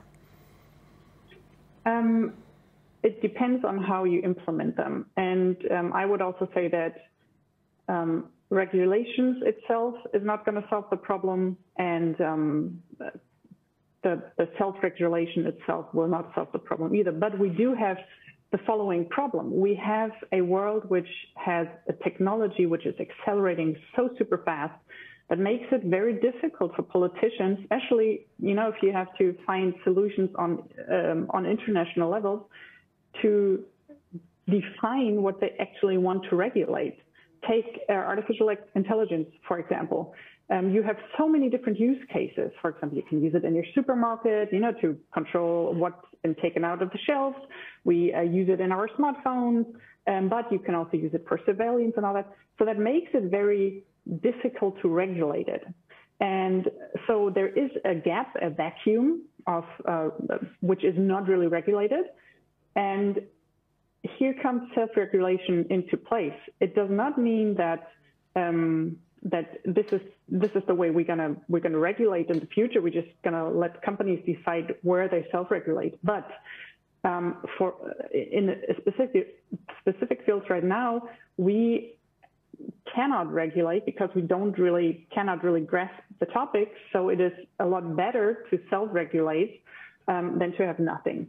And now when you speak of codes of conduct, for example, also what the Ministry of Judiciary in Germany does is they try to bring together different companies and talk to them, for example, about use of data, consumer protection, and they try to bring together different companies and find a common ground in that self-regulation. And I do think that this also has to do a lot with a cultural shift, a shift in mindset, also raising awareness among companies that they do have a corporate digital responsibility. And this, for example, has been a process, you know, years and years and years ago when we had the topic of corporate social responsibility. And now we need to transfer all that in the digital age, because actually companies are the stakeholders which shape our digital future in a huge way. And we need to raise awareness that they also have a responsibility to think about what's going to be the impact of my product, even, you know, like just in a couple of years or something. So I do think that institutional self-regulation does have an important role right now, but it does not solve the problems. But we do have this vacuum, and I do not really see a different way to do it right now.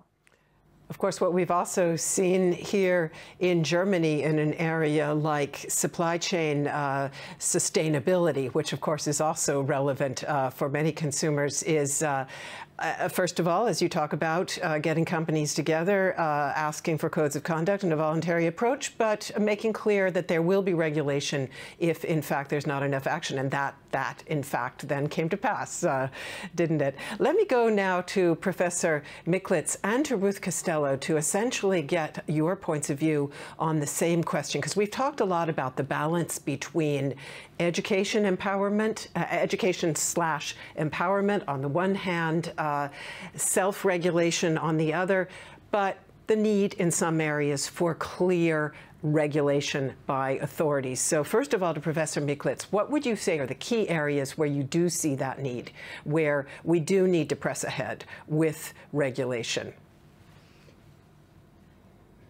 Let me clarify my starting point. It was mentioned in particular by Helen a number of times. What is discussed not only in law, but in cross-disciplinary, what might be called digital vulnerability. So the digital vulnerability, that's something to be taken absolutely serious, because digital vulnerability cannot be overcome by providing the consumer with ever more information. Yeah, that is just useless. So the digital vulnerability is a structural one. It has to do with the architecture of the net. It is relational. So means what we have to do is to find an approach how to cope with these structural elements that are enshrined in the design of how the consumer is communicating. And here is there, I think, where any effort has to handle the structural element, the structural dimension. So you have various ways how to do it.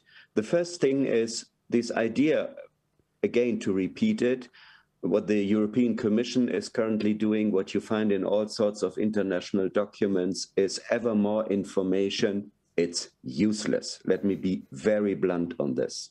It's useless. So it's equally not possible for a public regulator, for a parliament, or for whomever to define what needs to be done.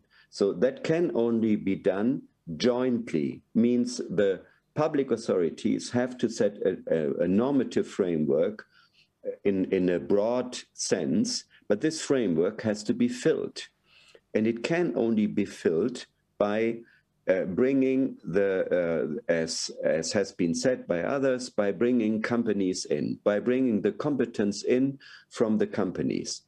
But, with a big but here, self-regulation, we are not short in self-regulation, please. We have hundreds and hundreds and hundreds of pages on self-regulation now.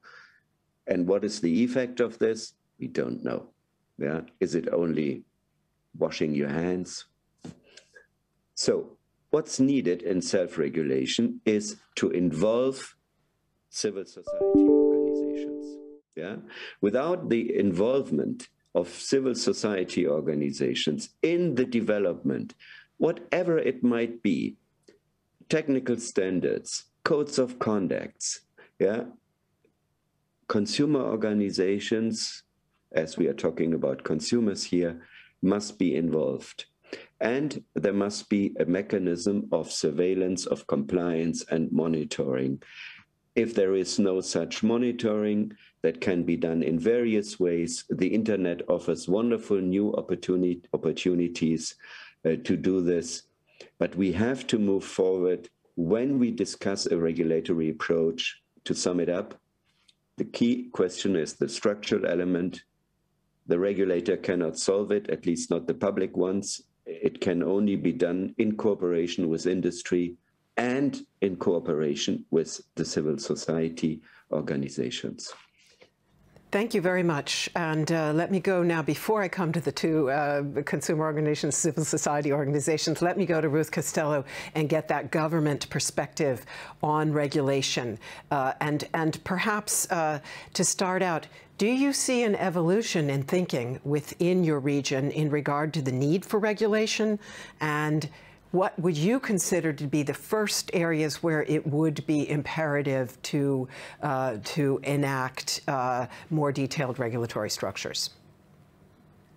Consumer protection, I will just have to say that I agree with Mr. McLitz earlier. Consumer protection is a whole of government approach. It needs well, the government to issue regulations and to actually regulate, monitor, and enforce compliance. But we also need businesses to collaborate with government so that the task will be easier and it will also strengthen consumer protection in the country. And that's what we do in the Philippines. We find some areas that need intensified consumer protection, and so we propose to Congress first the revision of the Consumer Act. It's a 1992 law that needs to be updated. We also have currently we're pushing for the Internet Transactions Act to cover issues that now arise in e-commerce and in consumer online retail shopping.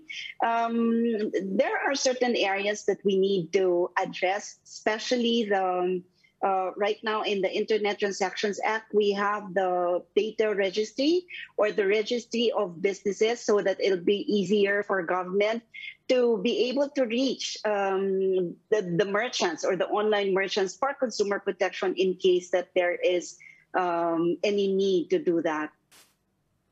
Thank you very much. And I'll go now to Ms. Laurent.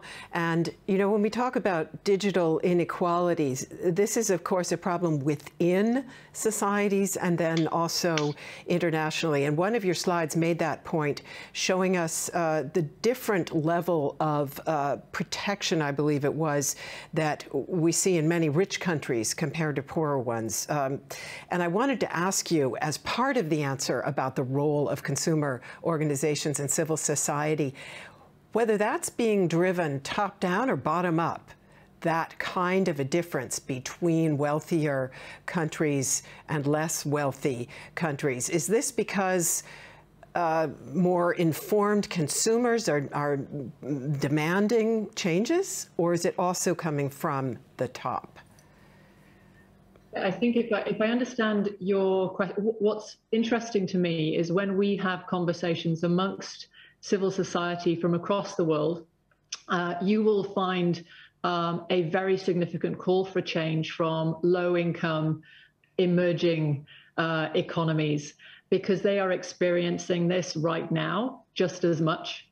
Uganda, digital ID. India looking for a Consumer Protection Act. Obviously, India is very diverse in itself. You know, I think this is a worldwide call, but we are going through it at different paces with different levels of capacity.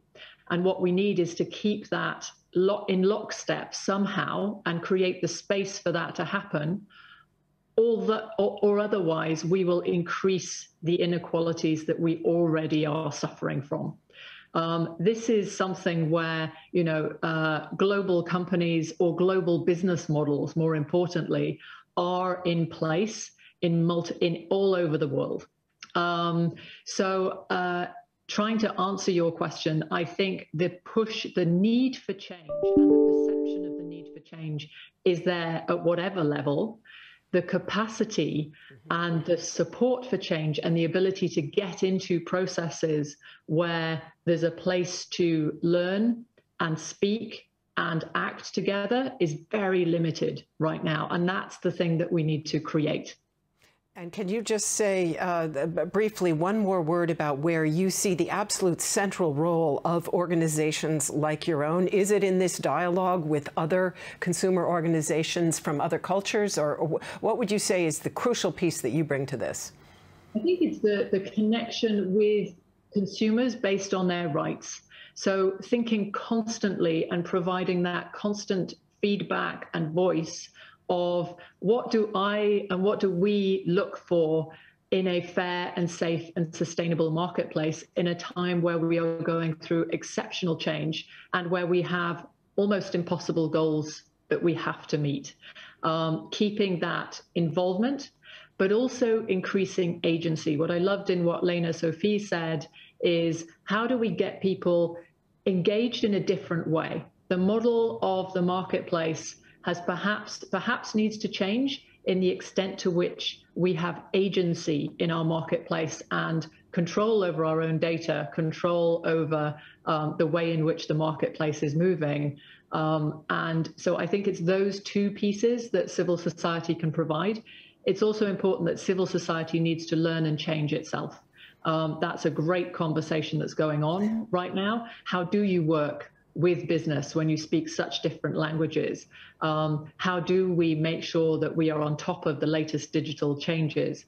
And you know, that's a very significant and important move and change and work to be done.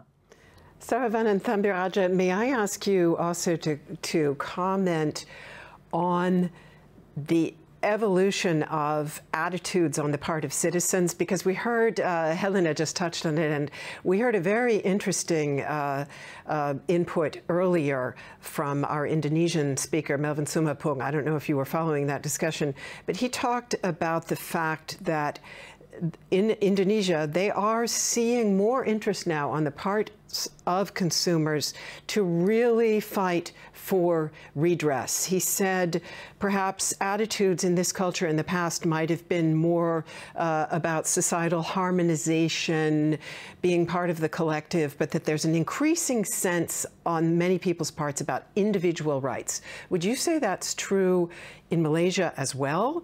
And then also talk to us a little bit about how you see your own organization's role as part of civil society in spurring action on the part of other stakeholders like business, like government. Well, thank you. I mean, one thing what we must agree when you posed the question earlier, whether it's self-regulation or regulated, we must understand business, their motive is to make money. Now, when you talk about self-regulation, or it's going to cost to them, it become a cost for them. So we don't see the businesses will take initiative to make them self-regulation and adhere to the whatever practice they're supposed to do it. But here in Malaysia, of course, we would like to see more forced regulation by the government. Why? This is why where the monitoring and enforcement, the government have the authority to go and investigate and even take charge on these businesses. Now the question you asked, where do consumers are empowered in Malaysia? Definitely in ASEAN, we see many consumer associations are coming out of the old way of doing advocacy. Now we are looking into cross-border consumer complaints. We are looking into new technology arising like e-commerce and so on. But what I would like to emphasize here, the industry is changing rapidly. Okay, like artificial intelligence is coming in, face recognition is coming in, but it cannot be denied. The technical knowledge industry is far ahead and civil society is far behind. All right, so we as a civil society organization also need to empower ourselves with capacity building and so on, for us to do education and awareness for consumers at large. Thank you very much. And I would like to bring in one question here from the audience, which I believe goes to dispute resolution. And it's a question from Roman Matejcik, and he's from the State Veterinary and Food Administration of the Slovak Republic. And he's asking whether the guests, but in fact, I'm going to, I think, put this question directly to Professor Miklitz, if I may, asking for the opinion on the rising awareness of the use of direct consumer protection rights, directly essentially negotiated between consumer and operator, let's say vendor or operator of an online marketplace, to reduce the need for enforcement bodies to act. Professor, do you have a thought on that? I have a thought on that. We had, I think all over the world, we had quite some hope in this kind of dispute settlement with the help of technology. Yeah? But to some extent, it seems that we are a bit stuck. So the best system that I know of is in Brazil, where you have a countrywide system of consumer complaints collection, which is in a way the basis for a kind of online dispute settlement. And maybe also in China, you have efforts in this direction, as far as I know. But the dream of, let's say, having technology as a kind of mediator between the different positions of the consumer and the trader in an individual case did not realize. Yeah? So there may be various reasons for this, but as I said, we are a bit stuck here in the development and looking for new ideas. In principle, let's say my personal take is I have much sympathy for this. In particular, when it comes to low-profile conflicts that can be standardized. There was also an effort at UNCTAD, within UNCTAD, to set up such a system. But again, it was not taken up by political authorities so to move it forward. But I would not give it up. I think this is definitely an avenue to pursue. Thank you very much for that. Dear panel, I must say this fascinating discussion has almost reached its end in terms of the window of time left to us. Nonetheless, I really want us to at least touch on the question of stakeholder cooperation. So I'm going to ask, we have about a minute per speaker. I'm going to ask for you to just briefly tell us what you see as the most fruitful areas of cooperation between different stakeholders, between government policy, between policymakers, business, and civil society, where you see the biggest gaps, the most fruitful areas for improved coordination in future, and what your top priority would be in this area. And again, I'm going to go straight across the panel and ask for very brief answers, if you would. So please, Lena Sophie Müller. Well, I do think that a fruitful cooperation is if you include companies when it comes to shaping the digital future, right? So I'm talking about the digital consumer protection and all that. I think you need to involve the companies and you need to find a project that is actually looking forward, so to progress and not look so too much to the history. I think companies need to involve their staff because that also gives you a good view on the individual and not only the interests of the company. You definitely need, and I agree with the panel, you need to include civil society just because they have a different point of view on values, on ethics. And of course, you need to involve the political stakeholders because we need the combination of self-regulation and regulation via laws and all that. But companies are usually the ones who have more knowledge on technologies. And then political stakeholders, for example, they have more competencies in weighing different values and creating a fair environment. So I do think that the corporations from industry, politicians or administration, and civil societies are the most fruitful. Mm-hmm. Thank you very much. Professor Miklitz, please. The digital society offers new opportunities of cooperation and coordination between civil societies all over the world. And I think the global value chains and the problems that arise within the global value chains offer new opportunities for cooperation. And I would dream, and here I look in particular at Helena and her organization, but maybe others too.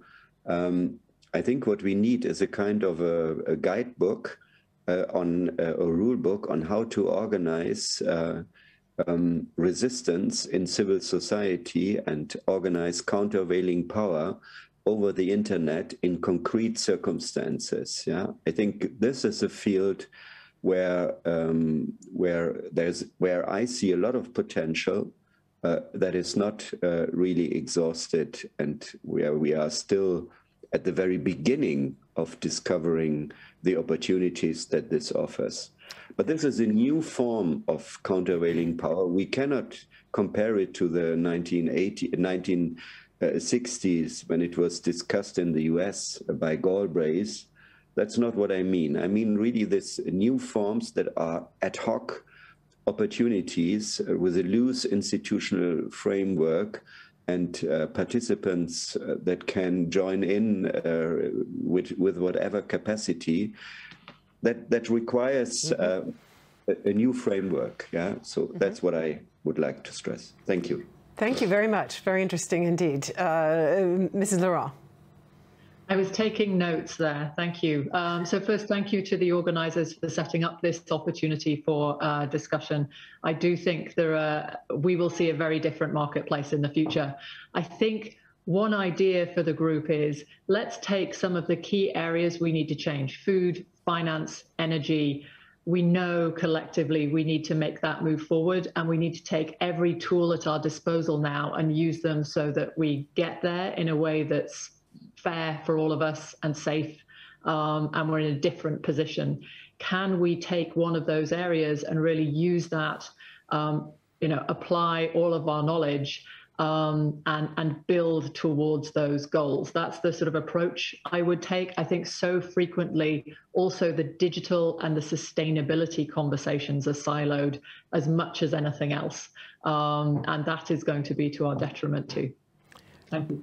Thank you very much for that. And let's go now to Saravan and Thambiraja for your thoughts about stakeholder cooperation, biggest priority going forward. Yeah, I agree with Ms. Helena, and also I would like to add here, all the other stakeholders, especially the regulator and the business, must acknowledge civil society as well. And they also have responsibility to work together with civil society. That's all. Thank you. Thank you very much. And finally, a viewpoint from policymaking. Ruth Costello, please.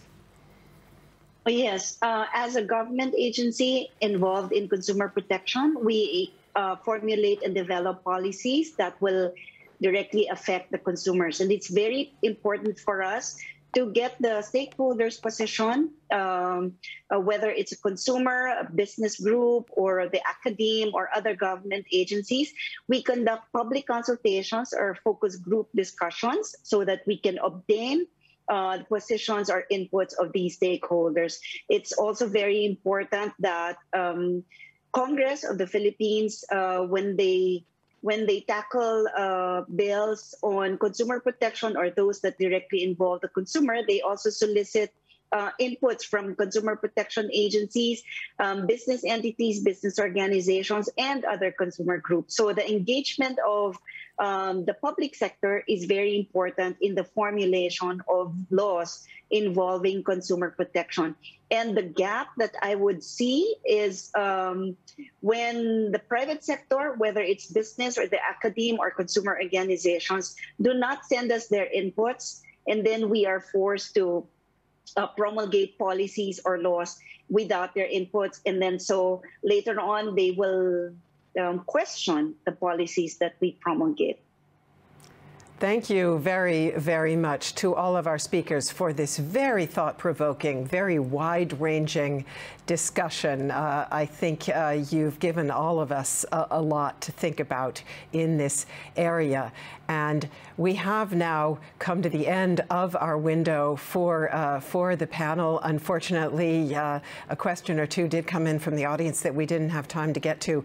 But I assure you, dear audience members, we will pass on those questions to our speakers to be sure that they do get your input. And the same goes for comments that have come in on our chat function. So again, my very warmest thanks to that excellent panel for sharing their thoughts. And that does nearly wrap up day 2 of our conference. But before I go back to our hosts and co-organizers for their closing words, I'd like to get the audience's take on what we've heard over these 2 days of discussion in this online conference on consumer protection. We have one poll for you and one word cloud. I'm going to do the poll first, so please use your online tool. As always, you will see our question just under the chat function on the right side of your screens on this live stream. Click on your preferred answer, please, to the following question. What was the most important session for you? We are very eager to get your feedback. Session 1 on promoting digital self-determination of consumers. Session 2 on new technologies to facilitate consumer access to justice. Or this session we've just had, the panel discussion, role of civil society, business, and policymakers in shaping digital consumer policy. And while I let you keep voting on that multiple choice, I'm also going to present our question for a word cloud, and it essentially asks all of you to weigh in on the same question I posed there at the end to our panel.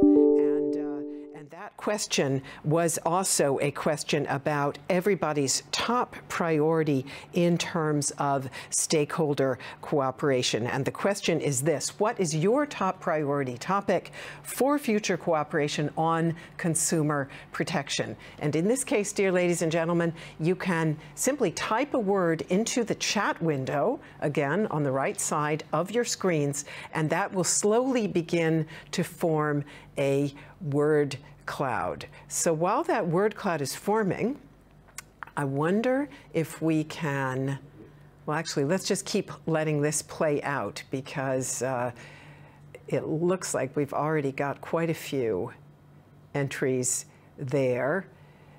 So I'm seeing a big word exchange appearing here, no doubt reflecting the real hunger for best practice exchange in this area where the technology and the measures of dealing with it are evolving so very rapidly.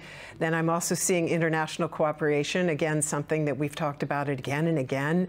The differences between different societies, different legal cultures, but also the potential for us to learn from each other. And I think we've done a great deal of that over the past 2 days. Then I'm also seeing, of course, very large in our word cloud, justice. Clearly, the need for access to justice on the part of consumers, empowerment and public awareness, obviously part of that, as are digital skills, as we just heard in our panel, but also redress, options for redress, and those options, of course, include legal technology. Then what else are we seeing here? Legal tech, also coming in very big there in our word cloud. Digital responsibility, which goes again to the question of self-regulation on the part of business, codes of conduct. I'm also seeing the word regulation. A number of our speakers did underline over the course of the 2 days that as important as awareness and options for redress are, we also do need regulatory measures that define people's rights, that help limit harmful practices and harmful technologies like dark patterns, for example, something that was mentioned by the State Secretary on our first day of discussion. And what else am I seeing here? Targeted advertising mentioned here, of course, as a questionable practice. Strengthening civil voices. We heard some very, very strong statements just now about the role of civil society, the role of consumer organizations in that stakeholder cooperation. So thank you very much, dear participants. You've made a great contribution here. Can we go back to the poll result on that first poll? Do we have that slide that we could put up for our audience? Because we didn't get a chance to see the final result there. There we go. So 42.55% of you saying that you really appreciated the session on new technologies that facilitate access to legal redress. Great to know that. Thank you. And those were indeed very compelling presentations, both from the European point of view and from the ASEAN point of view. Then we have 31.9% who very much valued our panel discussion. Indeed, what a broad outlook from so many different voices across the stakeholder spectrum. And finally, 25.53% of you saying that you really appreciated our discussion yesterday on what we can do through empowerment and awareness to enhance consumers' digital self-determination. So a pretty even breakdown there, but definitely a lot of you appreciating that discussion about legal technology. Ladies and gentlemen, again, I so much appreciate your points of view on all of this. And now to begin wrapping up our conference, I would like to go back to our hosts and co-organizers. It is a great pleasure now to hand over the floor to Mr. Luitek Keong. We heard from him yesterday. He is, of course, the head of the Competition, Consumer Protection, and Intellectual Property Rights Division within the ASEAN Secretariat. Dear sir, the floor is yours. Thank you very much, Ms. Crane. Ladies and gentlemen, good afternoon. I hope everyone had a wonderful 2.5 days conference, and we have learned quite a lot on the current state of consumer protection within Germany, European Union, and ASEAN. And it seems like these 2 days had been pretty brief, and information delivered are highly concentrated and impactful to us. And mentioned in the opening remarks delivered yesterday by Dato' Sri Hasnul Zamzam bin Haji Ahmad, it's remarkable how, and also quite unthinkable, how quickly the world has changed in the very recent years with the advent of the World Wide Web and also smartphones. The evolution of the digital economy and e-commerce have drastically changed how consumers operated and behave. Gone now are the days that distance will limit consumers should they want to seek to purchase products or services from overseas, as wider selections or options are available for them to purchase online with competitive prices. From our recent meetings with other regions, such as the European Union, it is well understood that consumer protection in e-commerce and cross-border trading is still very well within its infancy, while the technologies for digital economy seem to be relentlessly improving. As advancement in the digital economy might stretch our limited resources to monitor and enforce existing consumer protection policies, smarter strategies must be adopted in formulating further policies, focusing more towards a specific goal that may result in a bigger impact for consumer protection. Now, although government institutions are doing everything they can through establishing policies and regulations to answer consumer protection needs in the digital economy, it is indeed incomplete should the average consumers are not aware of potential dangers and risks that they may encounter online, or understanding their rights as well as practice them. Now, as we have seen already in this conference, consumer education is fundamental to the sustainability of the digital economy and the benefits it has given to our economy and the consumers. Such sustainability relies on consumer trust and peace of mind when doing business online.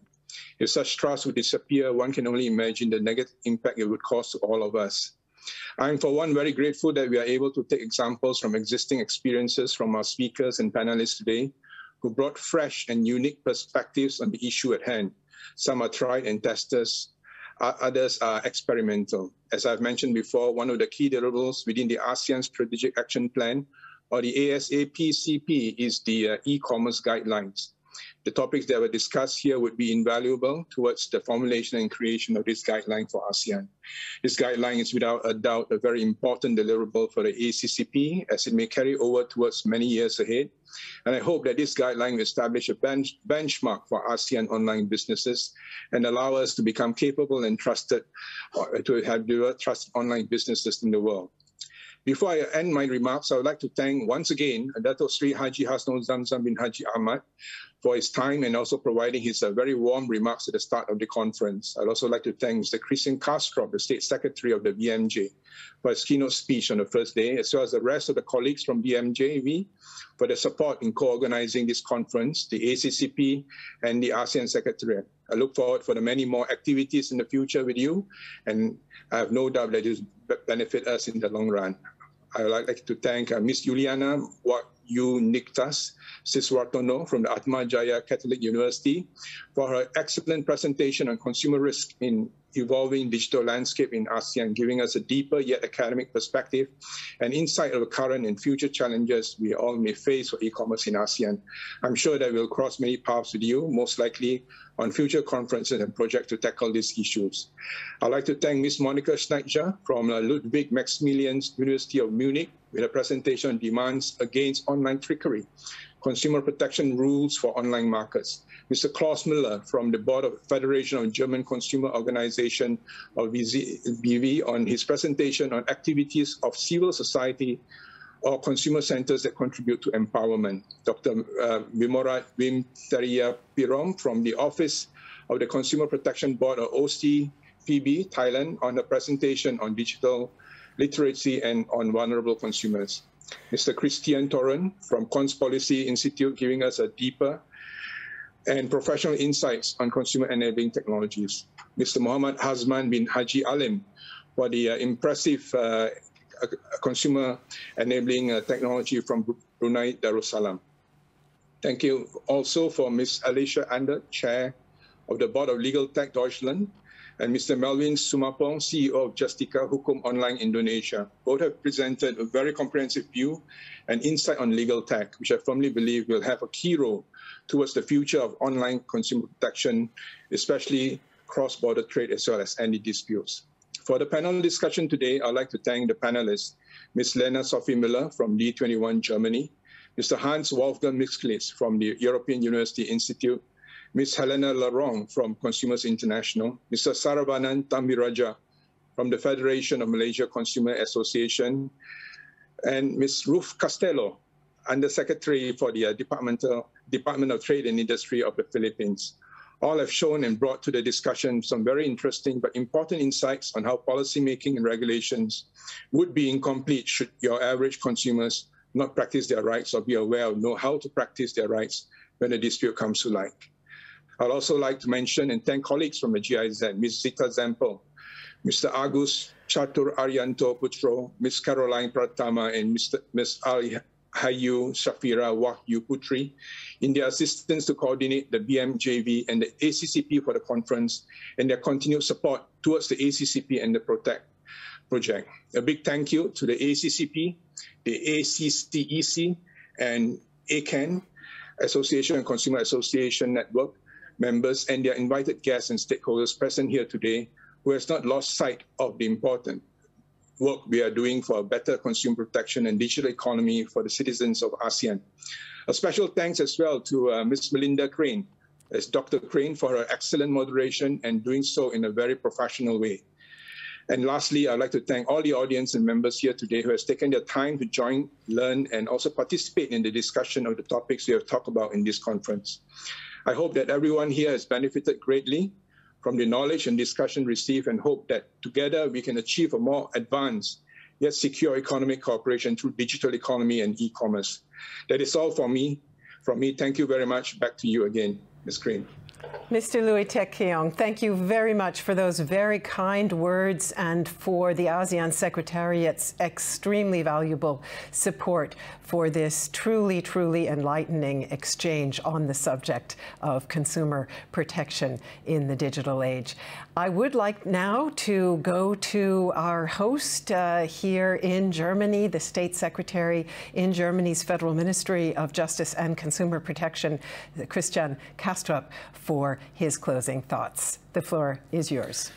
Datuk Seri Haj Hasnol Zamzam bin Haj Ahmad, Mrs. Ruth Castello, Mr. Lui Tek Keong, dear speakers and colleagues from ASEAN, GIZ and BMJV. Ladies and gentlemen, 2 brilliant conference days are behind us. We have gained insights into the pressing issues posed by digitalization. And we have explored crucial measures for ensuring consumer rights in ASEAN nations as well as in Germany and Europe.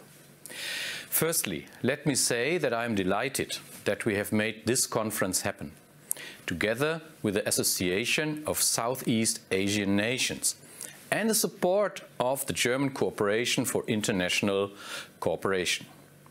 Since businesses are increasingly operating globally, we also need to strengthen consumers globally. After all, consumers share very similar interests, no matter where they are located. Thus, this conference is a prime example of cross-border international partnership on consumer protection and empowerment. So, I'm very grateful for everybody involved in this conference, and I'm hoping for more events of this kind to come. And I'm also hopeful that we can take away a number of valuable inputs for joint work in the future. Best practices, inspiring thoughts on empowering consumers in the digital sphere, harnessing new technologies like legal tech can help to shape what I call a human-centric digital governance. This is an institutional setup that combines the needs of consumers, firms and science in adopting digital technologies. And this is all to serve in the best interest of consumers and a prosperous civil society. Digital transformation has permanently affected routines in our daily lives. Citizens, as consumers, have become accustomed to digital day-to-day tasks from the convenience of their own homes. Likewise, citizens rightly expect to gain digital access to justice as well. At the same time, digital tools also have the great potential to support and to improve the work of lawyers and of courts. Such tools will contribute to improve the quality of justice and access to legal counsel, thereby helping citizens to better assert their rights. And this is important. And moreover, the COVID-19 pandemic has also highlighted the need for further digitalization in the judiciary. That is why the use of digital tools in the area of justice is also a key issue on the legal policy agenda of the European Union and its member states. The Council of the European Union recently adopted joint council conclusions on access to justice, seizing the opportunities of digitalization, which address the issues of a digital judicial agenda. It's paramount at the same time that new technologies are used in a responsible way. Guarantees of the rule of law must not be undermined by digital technologies. And this requires high standards and great care in the use of digital technology. The use of new technologies must always be in harmony with fundamental freedoms and rights, and they have to provide a high level of consumer protection and civil society empowerment. A case in point for these aspects is a recent proposal for a regulation on artificial intelligence, which is certainly one of the most important digital dossiers in Europe right now. The European Commission published this far-reaching draft already in April 2021, and the aim of the draft legislation is to position the EU's internal market also as a pioneer for a development of a safe, trustworthy and innovative artificial intelligence for consumers and civil society across Europe. In my view, this conference underscored the notion that regulating artificial intelligence is not only important in Europe and in ASEAN states, but it's actually everywhere in the world. And after all, themes like digital self-determination and best practices in consumer-enabling technologies are crucial to protect and empower consumers and civil society in the age of artificial intelligence. And there is much more to come. So, those themes will become harder to combine with disruptive technologies like AI if we do not update legal frameworks. So I'm very convinced that regulating artificial intelligence does not harm the innovative capacity of those technologies. On the contrary, but we have to do it in the right way. Quite the opposite. Regulating artificial intelligence in a human-centric way will create trust, and this trust is conducive to successful artificial intelligence business models. By the way, the same logic applies to our efforts supporting consumers on e-commerce platforms. Take, for instance, the Digital Services Act, another issue currently discussed in the European Union system. This new package will clarify liability rules and hopefully strengthen consumers on e-commerce platforms, for example, when it comes to manipulative techniques such as dark patterns. So, this whole package will, like artificial intelligence regulation, create more trust, serving both consumers and businesses. These are just examples of where the themes of this conference meet current initiatives in regulation on the spot. Surely there are many more challenges ahead. So, let us all tackle together these to further advance consumer protection and the trust of consumers in new technologies. And this is key. Once again, I thank all organizers, including those, of course, involved from my ministry, who made this wonderful conference possible. And I'm very grateful to the Association of Southeast Asian Nations and GIZ for valuable support in making this event happen. And last but not least, the excellent input of speakers and participants. So, personally, I'm looking very much forward to continuing the cooperation with ASEAN.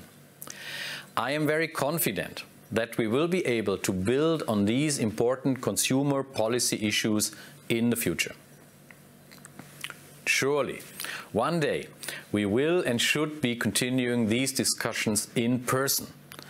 But until then, stay safe and all the best for you and your families. Thank you so much, State Secretary, for those kind words and for that very clear statement of where you and the ministry see the priorities for the future in terms of protection for online consumers. And dear ladies and gentlemen, that does bring our conference to an end. But hopefully, as you just heard there, we will experience future installments. And I certainly would welcome the opportunity to continue this extremely interesting and wide-ranging conversation.